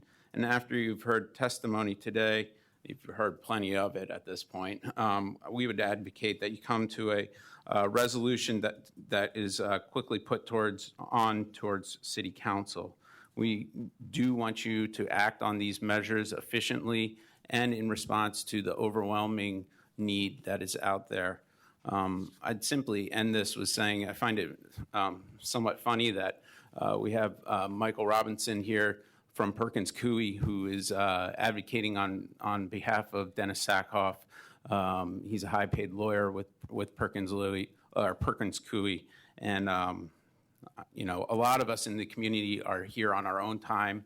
We're not billing anyone for this. We're taking time away from our jobs to be here, and I hope that you all understand the gravity of the situation.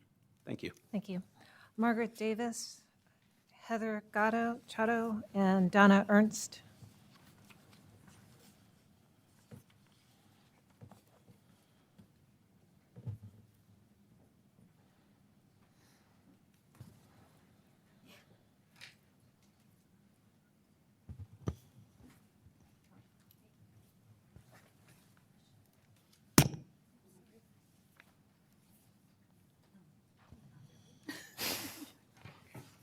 Hi, I'm Margaret Davis, honorable members of the Planning and Sustainability Commission. It's good to be here. I live at 3617 Northeast 45th Avenue. I'm representing Beaumont-Wilshire Neighbors for Responsible Growth. As residents of a neighborhood faced with a no parking project on Northeast Fremont, we applaud the city putting curbs on a type of development that places undue burden on neighborhood streets and unnecessarily impacts public safety. Even so, the amendments fail to make meaningful change. Our stance is as follows.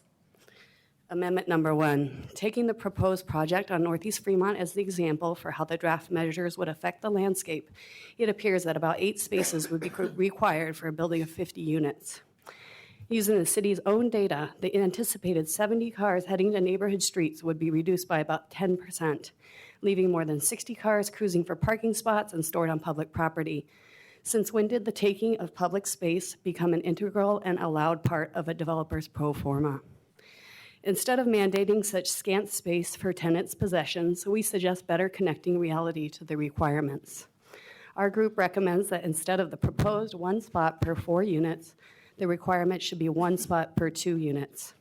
That compromise still provides an incentive for people to go without cars.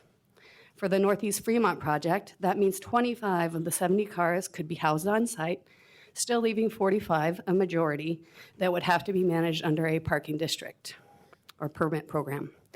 Instead of the 1 space per 2 units rule applying to buildings of 41 units or more, the parking requirement should be applied to buildings of 20 or more units. It's easy to imagine a wave of 40-unit buildings without parking, each sending 60-plus cars onto neighborhood streets. That's not solving the problem, that's increasing it. Amendment number 2, TriMet service changes regularly and is not within the city's control, so we recommend no exception to parking requirements based on TriMet service levels. Amendment number 3, we're against substituting car sharing spots for some of the required car spaces and also recommend disallowing further reductions for motorcycle and bicycle parking as stated in Title 33 of the code. Like the city's proposed amendment, our recommended requirement of 1 space per unit, 2 units, still does not cover the projected influx of vehicles. Developers can make their properties more attractive by adding bicycle, motorcycle parking, and car sharing spots, but we'd hate to see the city apply unwieldy formulas and take on more monitoring responsibilities, especially when neighbors have to shoulder the traffic impact. Amendment number 4. We suggest returning to the current language of the code that requires the parking to be on the same site as the development. Properties inevitably change hands and uses. Tying them up in use as parking lots for residential projects makes the no parking buildings dependent on an unchanging future. Buildings should be self-contained and the amenities provided to tenants. Tenants not provided parking are encouraged to rent or arrange spaces elsewhere individually.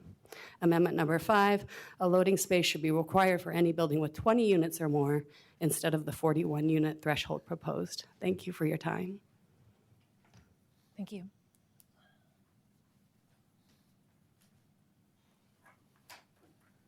Members of the Commission, thank you very much for your speedy response to this community outcry around these issues.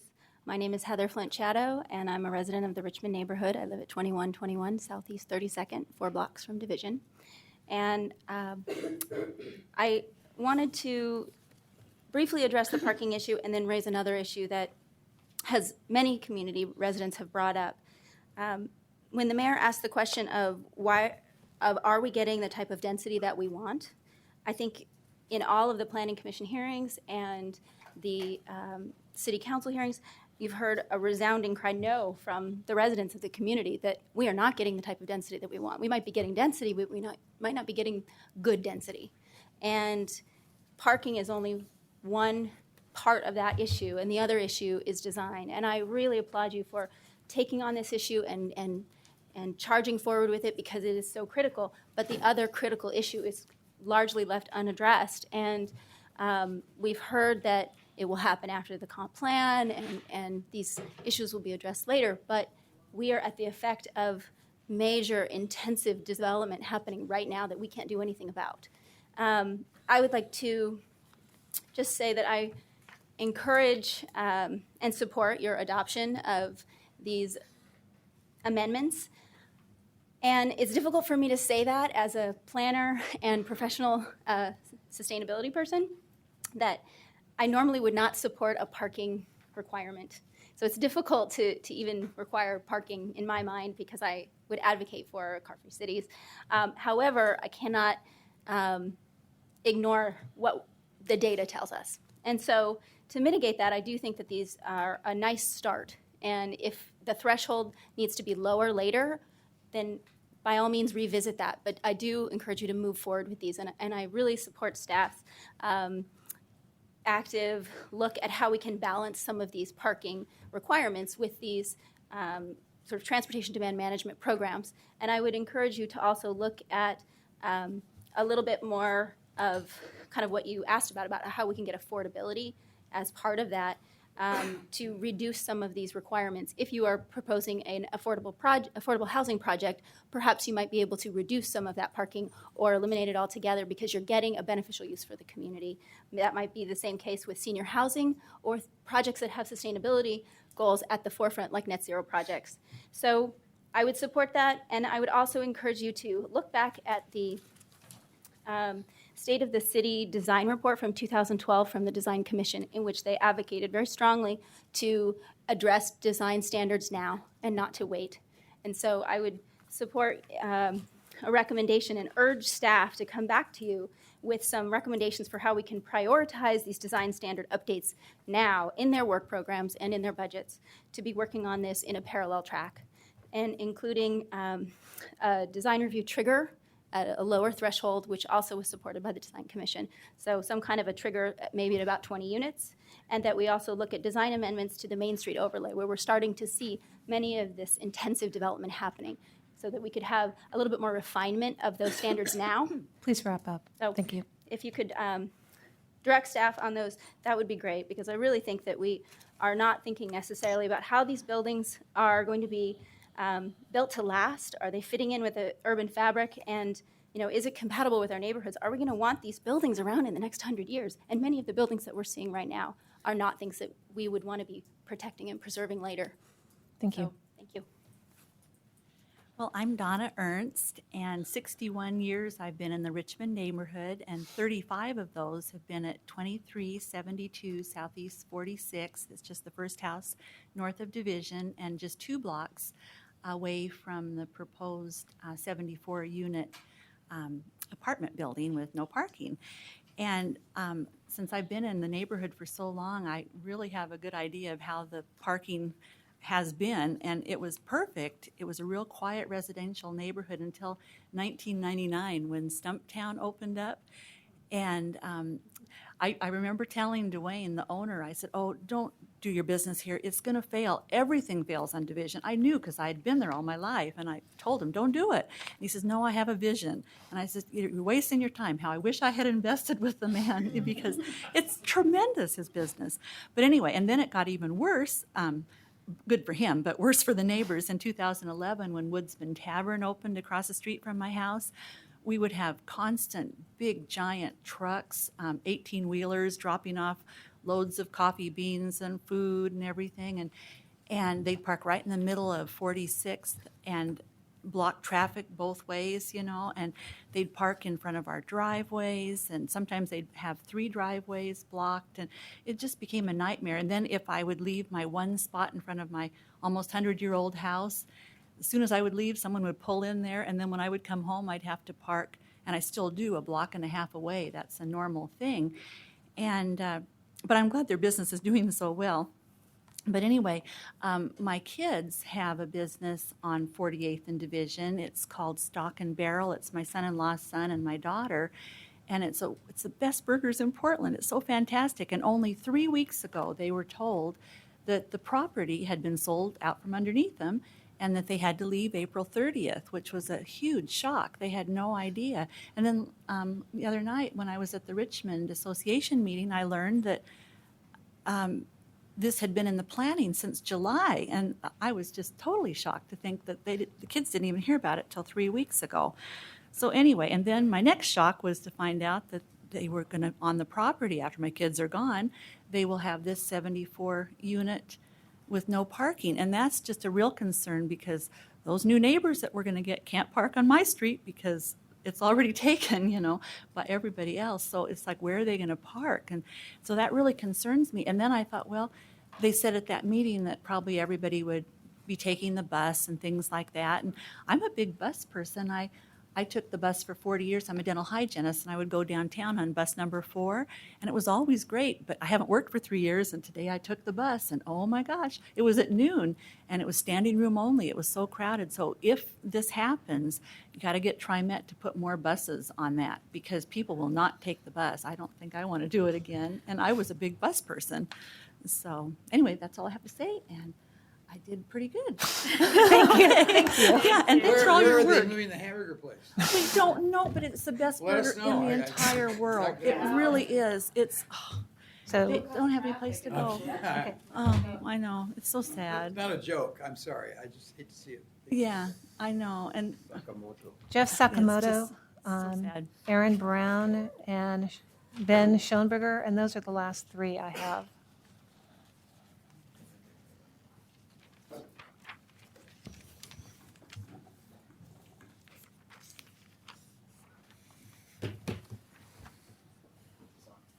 No. There. Jeff Sakamoto. I'm here to represent my company, Footprint Northwest, ironically. We are a developer. We have not yet stepped into Portland, but are currently studying the market. We've acquired some property here in Portland, and we've done properties both with parking and without parking in area cities, Seattle, Oakland, San Francisco, and we're looking at New York. I am very much opposed to this amendment, not because I don't think that there's a parking problem, but I think this is the wrong tool. And I think this is a case of where you have a knee-jerk reaction, and instead of coming in with a fine-tooth chisel to solve the problem, you're coming in with a chainsaw. And I think really what the answer to this, in my opinion, and what I've studied Dr. Shoup's work, is permits. Because even if you provide parking in these buildings, if there's cheaper parking elsewhere, they're going to go find it. And we've seen it over and over again in other cities where we've provided parking, and there's still free street parking. They're not parking in our units, they're parking on the street. And so I think it's an issue where the market has to dictate. And I just see the permitting opportunity as really an opportunity for the city to generate revenue, but also a way to come in with a flexible tool that can be amended later that will solve the issues of some projects that have already been built, where we can, or where the city can come in and correct the problems that have already been started by implementing parking permitting requirements in those areas. And so that's kind of my take on this, is that really a permitting tool would be the way to solve it. And I also spent time as a lender for many years, and I can tell you that it's not the developers that are going to get hurt by this amendment. It's going to be the residents. I've seen hundreds of pro formas, and in not one case has the developer absorbed it. It's passed on to the renters, because the only tool that they have to make their pro forma work for bankers is rents and revenue. That's the only way to combat the increased cost that parking brings. So I can tell you that you may be thinking you're solving a problem, but there's very unintended consequences here that go against everything that I hear the city of Portland wants. Thank you. Let's just barrel through. Thank you. Good evening, Planning and Sustainability Commissioners, Director Anderson. Thank you for this opportunity to testify. My name is Aaron Brown. I live at 4047 North Michigan in the Boys neighborhood. I'm the co-secretary of the BNA, and I serve as a citizen on the Network's Policy Expert Group, reviewing the comprehensive plan. I drank some coffee, and I'm going to try and talk really fast because everyone wants to get out of here. Thank you. I'm here to testify against the BPS's proposed amendments to create legislation to force developers to build more automobile parking units into new apartment buildings in dense neighborhoods on busy, high-access transportation corridors. For the reasons I will state below, I believe that this is a step in the wrong direction and that policy should be written instead to help manage the parking that we currently have. I testified in November about this, and I spoke to my affinity for capitalism as the basis to support the ability for housing developers to produce a wide variety of housing types with various amenities to meet various lifestyles. I will again state that I believe government agencies have an important role to play in the production of buildings where we live our lives. I'm happy government agencies are making sure that my friends and I live in buildings with fire alarms and plumbing and safe electricity. I don't see a reason that the city of Portland feels the need to enact legislation to ensure that whatever house or apartment that I live in has access to an 8 by 20 foot piece of asphalt, either publicly subsidized through my tax dollars or privately funded through my own increased rent, for me to park an automobile that I may or may not want to own. Forcing me to purchase or rent a unit of housing that comes with a parking space that can cost as much as $55,000 on top of the annual $5,000 a year it costs to own an automobile seems particularly backward when reduction of private automobile use seems to be the city's plan for helping us save the earth, save our wallet, and save our waistline. Forcing developers to build a housing stock that is built-in housing stifles the market and discourages folks to consider living car-free by inherently making them subsidize other folks' decisions to own a car. If you're really interested in affordable housing, you should be joining me and other folks that are interested in appealing the ban on inclusionary zoning that currently exists statewide in Oregon. I empathize with and respect the wisdom of the community members who have testified today, but I believe the concern that new developments should build additional parking misses the point about the current and future housing market, the current and future market for quote-unquote free parking and affordability. I'm certainly not here to ask you to give developers free rein to build whatever they would like in our neighborhoods, which are livable and desirable because of, and not in spite of, active citizen engagement. I would love to work with many of the concerned neighbors who have testified today to work out a solution in which developers of new apartments or condos fund or heavily subsidize parking districts in which existing homeowners are grandfathered a parking pass in their neighborhood for a considerable duration of time. If the problem is really the lack of available on-street parking, let's create policy that encourages developers to ameliorate these conditions by spending tens of thousands of dollars on community mitigation, as opposed to asking developers to spend hundreds of thousands of dollars on giant concrete parking structures that increase traffic, reliance on automobiles, and increase the cost of available units. I also want to end on a note reminding the audience and the PSC who you've heard testimony from today. I am the first to state that I do not own property in the city of Portland. I'm a renter, and my rent is exorbitantly higher than it could be because Portland has the second highest vacancy rate in the country. In some inner East Side neighborhoods, it's roughly 1.5%. My rent is higher because we do not have more housing stock, and parking requirements stand as a significant hindrance to the creation. Thank you. To the creation of more housing in neighborhoods I want to live in. We need to think more about residential capacity when we think about affordability, displacement, and gentrification in North Portland. And I just encourage you to think about the demographics of the city of Portland as a whole when you make this decision. So in short, I urge you to please reject this proposal and rethink how to better manage parking in our neighborhoods that meets the needs of existing and future residents of Portland. Thank you. Thanks. Sorry. Need a break. Hi, my name is Ben Schoenberger. I'm a board member for the nonprofit Housing Land Advocates. Housing Land Advocates is a advocacy and education organization that encourages land use policies to support affordable housing and sustainable development. Briefly, our board opposes the currently proposed changes and urge you not to adopt them as formed. We generally believe this process has moved too quickly and has failed to consider all the issues that are interlocking and overlaid upon this issue that's gotten focused on parking. What our perspective is, what we'd like to focus on is the equity concerns that we don't feel are fully addressed by this. Minimum parking increases development costs, and it also increased rental prices. The evidence for this is very clear in your own study that was done in November.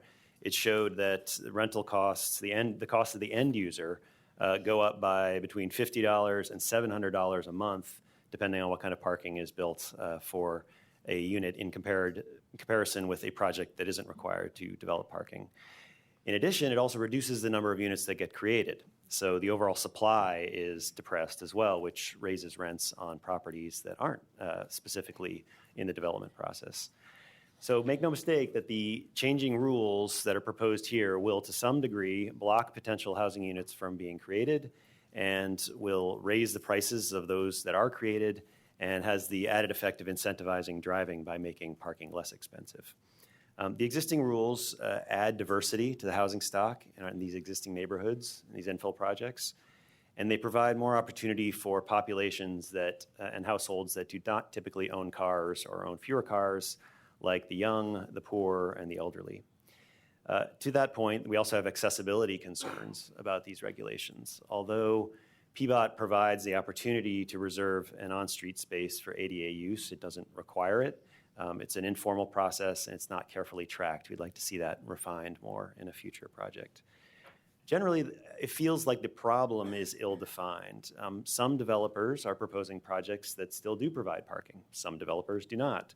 The Richmond project was reversed at LUBA on the basis of design and not at all on the basis of parking. That seems to be a central concern of the neighbors, which is not also addressed in these proposals. The study done for the city back in November also showed that in the immediate vicinity of these no parking buildings, on-street parking is actually widely available, that the utilization of parking within that 2-block radius is not full, and that although this number, about 70% of these residents still have cars, to some degree it might be a causal issue that they still have those cars because parking is so free and widely available close to these buildings. So in general, we think that there's a lot of flaws in this process, some funny incentives that get created by this 40 units, and we would like to do it over, do it right, and address issues of equity, access, affordability, and transportation goals. Thank you. Thank you. I have a couple of questions for Mr. Sakamoto. So you advocated permits as a solution. Here in Portland, permits typically mean $60 a year, which is just the cost of administering, issuing the paper. It doesn't try and capture the value of the parking itself. Are you talking about something that tries to capture the value, or is a piece of paper enough? Is this on? Absolutely. I think that there's a way to do it where, if I'm going to develop a 40-unit building on my piece of property, give me one permit for that property, and I guarantee you that it's going to make me rethink whether I provide parking or not. Okay, and if and there's ways to do it, I believe, where you can, homeowners can each be awarded one permit, and beyond that, you're purchasing at a much higher ratio or a much higher cost. I think that's a very flexible tool that can capture a lot of value. And again, if I'm developing a property, that provides no parking, I've done my homework, which says that that's going to work in that market because it's highly walkable, it's got access to transit. If you give me one permit, car owners is not a protected class, by the way. We can discriminate against those that own cars. So you're essentially talking about rationing as opposed to pricing. Well, I'm saying that it's a tool that can be used for both. Okay. As far as pricing, I think $60 is way too cheap.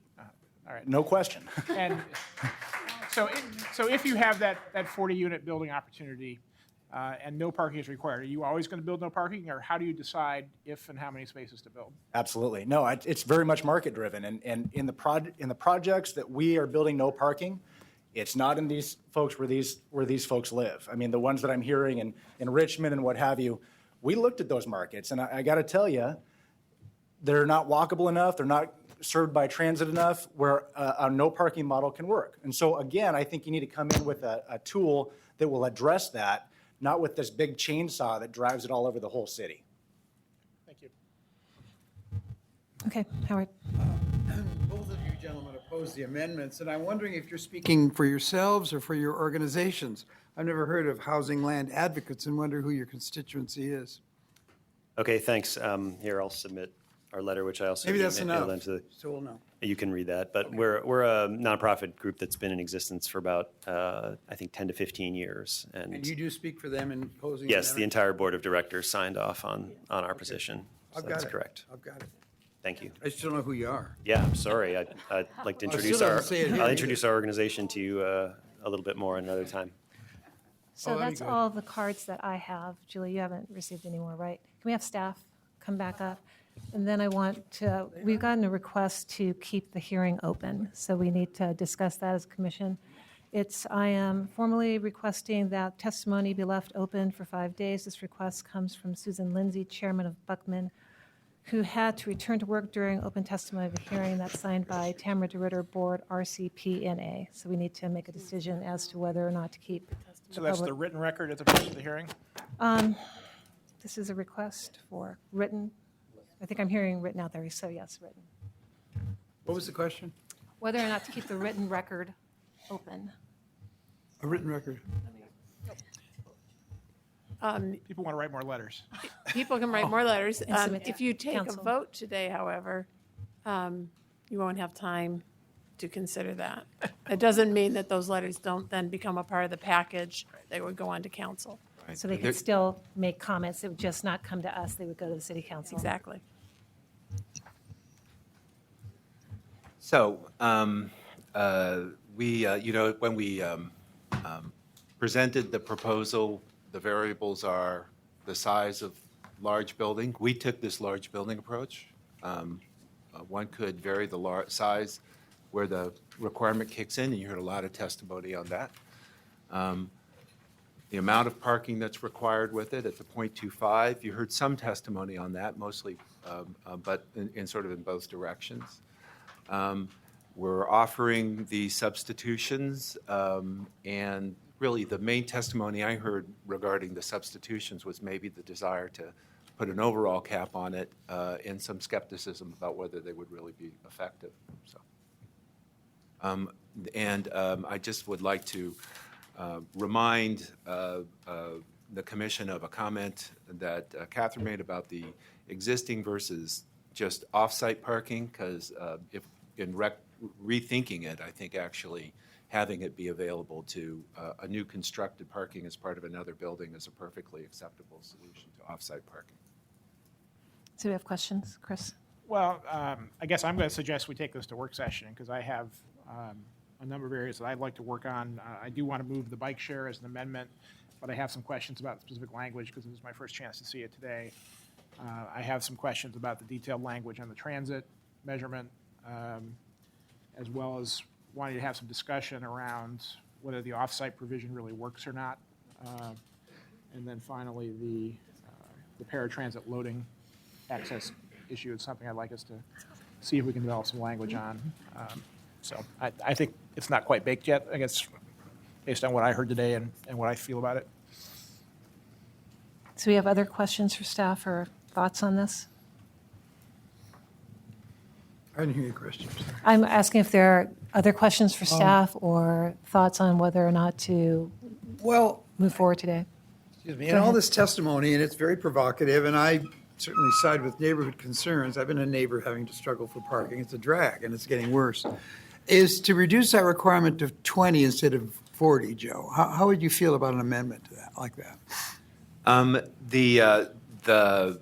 Our objective is to make sure that the smaller the building, the more the requirement for parking distorts the economics of the building. So that sort of objective hear you. to provide affordable, and affordable in this case is, still market rate, but it's not bearing the cost of parking as part of the project is lessened.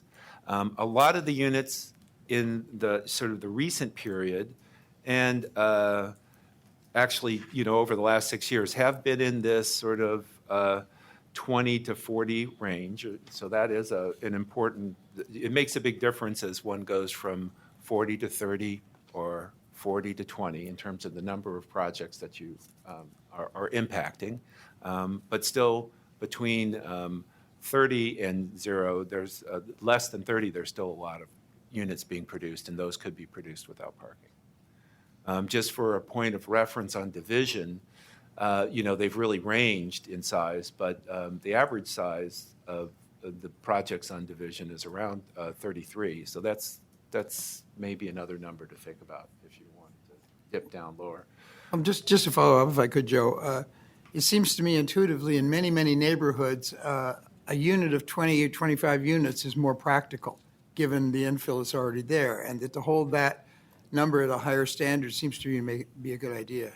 And then the flip side of that, and it's more when you look at the historical pattern of how the city is developed, so maybe not so much in the buildings we're seeing now, in this last sort of bubble, this last burst, but historically.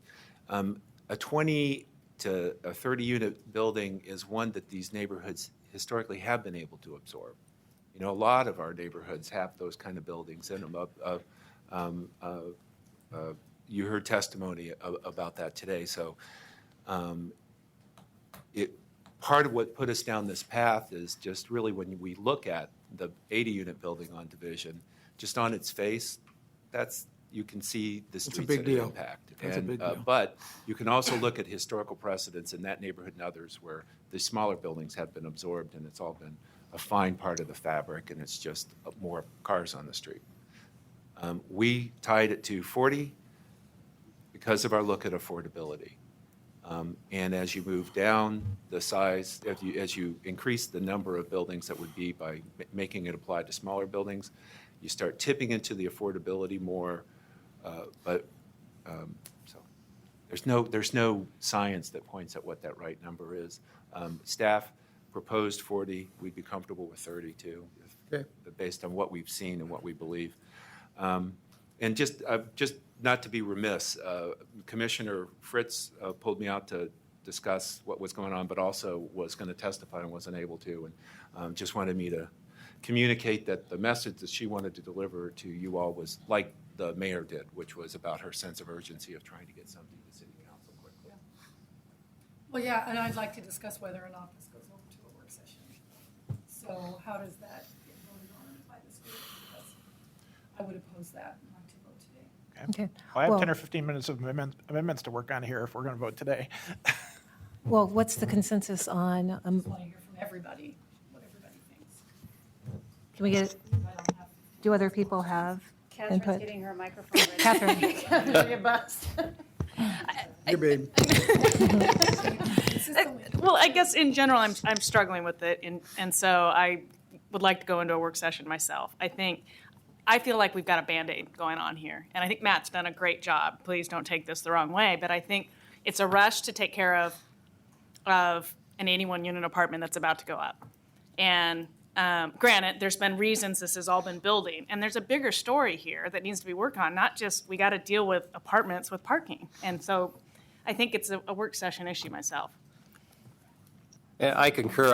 I'm reflecting back to the rational versus the emotional and the political, and do we have something before us that is basically designed from what I see to release some pressure to give enough time to take a more holistic approach. That's how I'm seeing it, and I'm uncomfortable doing that hastily without some more opportunity for conversation.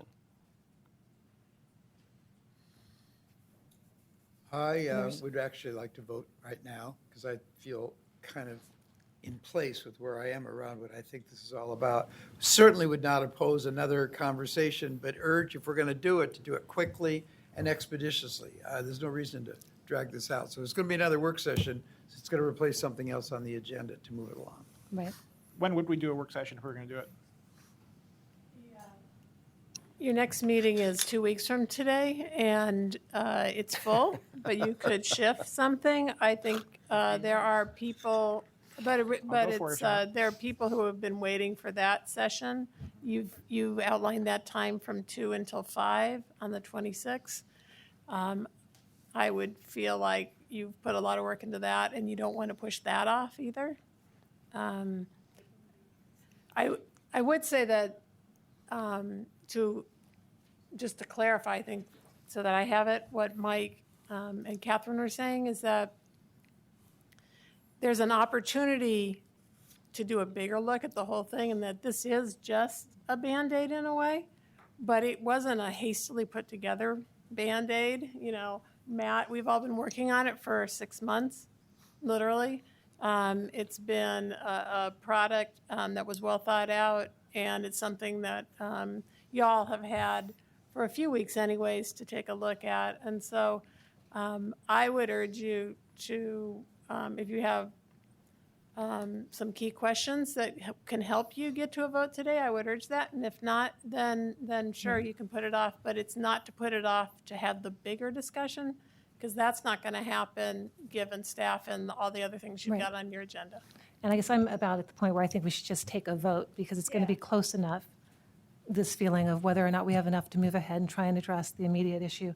Because personally, I think there's a lot to do here if we're talking about permit programs and at a finer level. And I don't think one work session is going to necessarily get us there.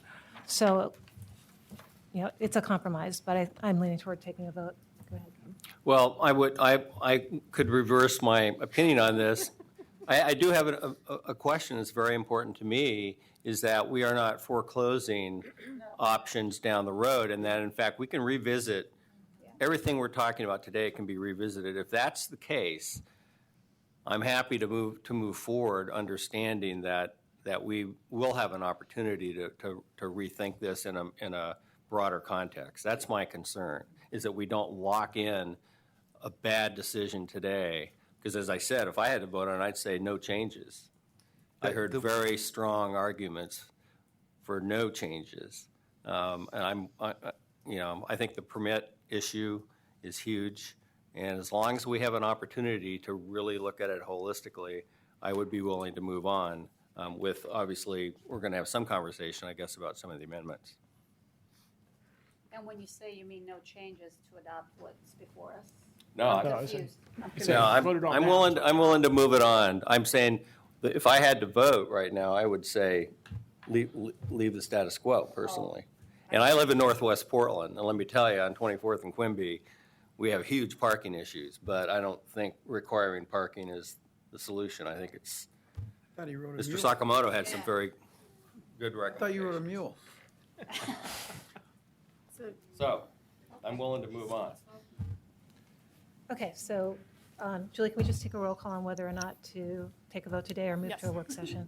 Okay, so in terms of taking a vote today, Gray, Yes. Howe, Yeah. Oxman, Yes. Schultz. Sure. You say Shapiro? Yes, I did. Me too. Me too. Smith. Yes. Okay, you're going to hear my amendments. Yes. Yes. Valdez. Yes. Sorry. Rudd. Yes. Go Chris. All right.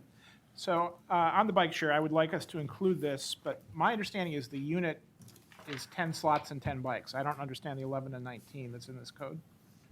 It's a number of vaults. So apparently the bike share spaces need more vaults to put bikes in than bikes that are actually in a bike share facility. And that's if a whole bunch of people picked up bikes on one side of the river and rode them over to the other side of the river so they'd have a place to park them. So it's 11 bikes and 19 slots. Is that essentially what you're saying? That's the desired minimum size So I that think people saying, would like to see. I think saying spaces is unclear if you really mean bikes.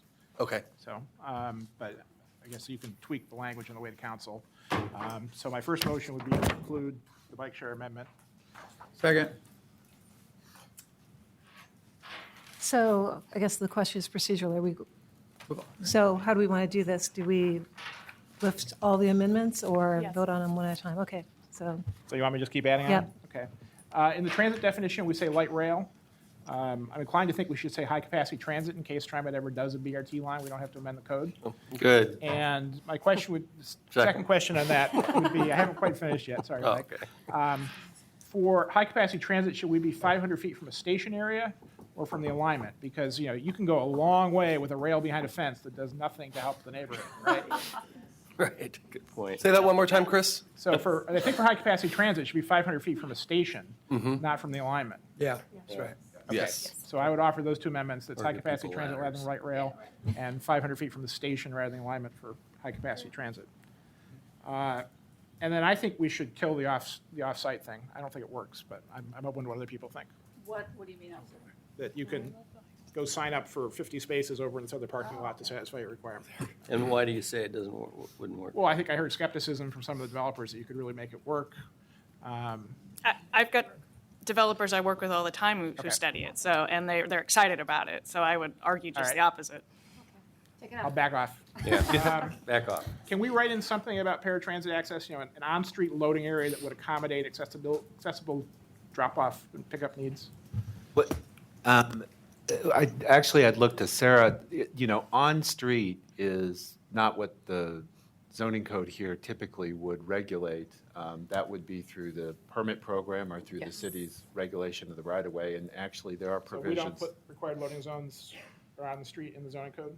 We do on-site loading. We do on-site. And, All right. and so thinking about those loading zones on-street, just a little information about how that process works with the city. So right now, the building owner, the homeowner, or whoever lives in that space is the one that requests the space. So if PBOT got a request that they did want an ADA space outside their building, we would put that in, but we would wait for the request. We wouldn't put one in automatically. Right, but that's an ADA parking space as opposed to a place that's regulated so that nobody but somebody doing pickup drop-off can use it, right? Correct.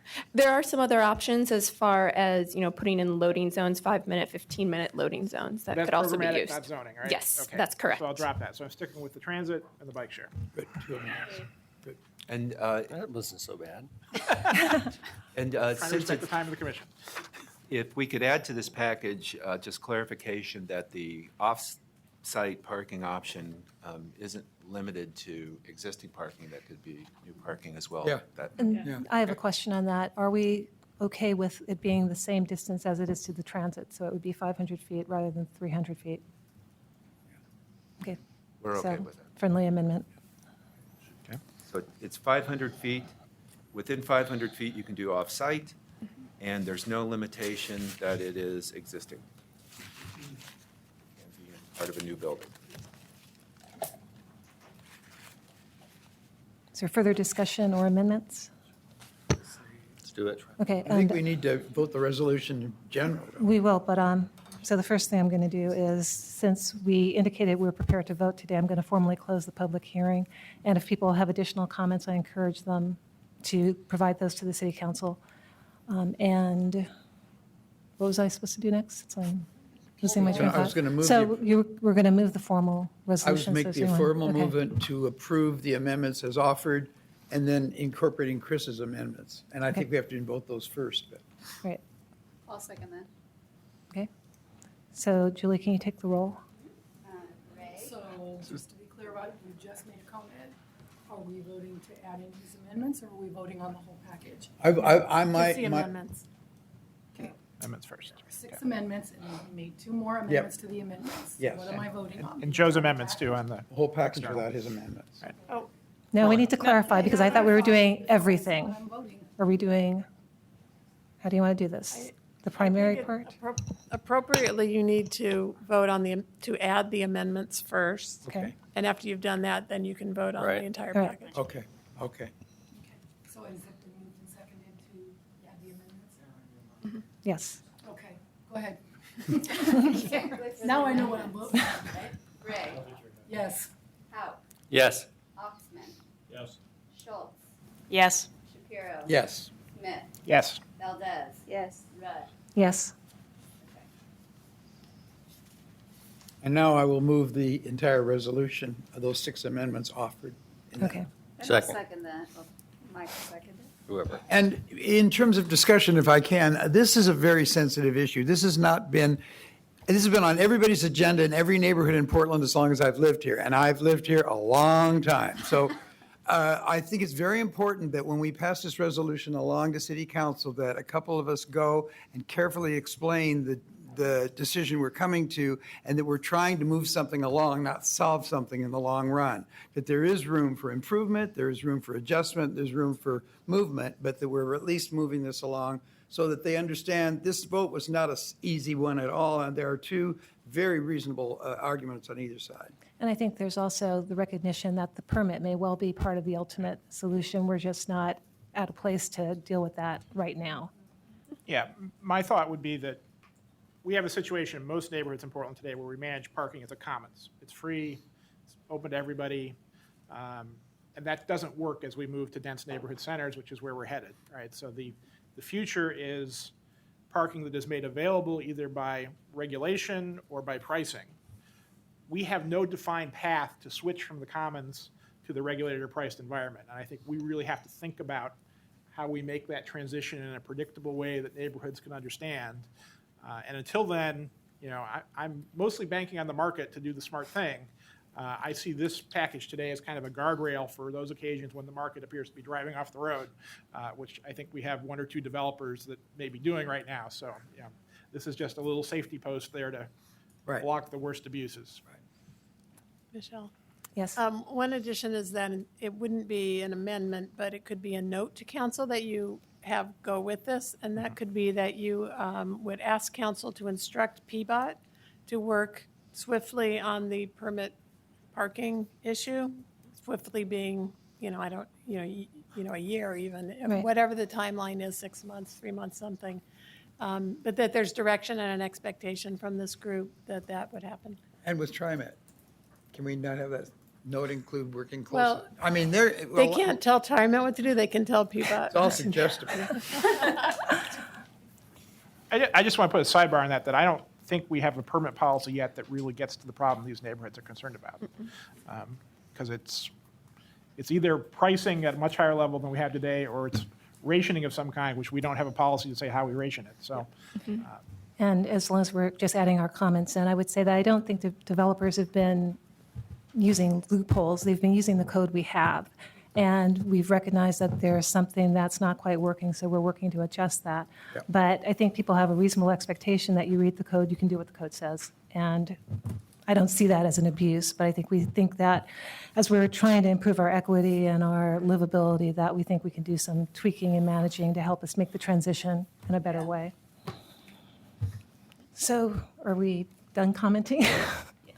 Okay, Julie, will you please call the vote? Ray. As a baby step to a longer journey. Yes. Howe. Yes. Oxman. Yes. Schultz. No. Shapiro. Yes. Smith. yes. Valdez. Yes. Rudd. Yes. Okay, so find my agenda. I believe that's We done? all we have. Yes, we are adjourned. I can't find my Cat? agenda. Are we done? Cat?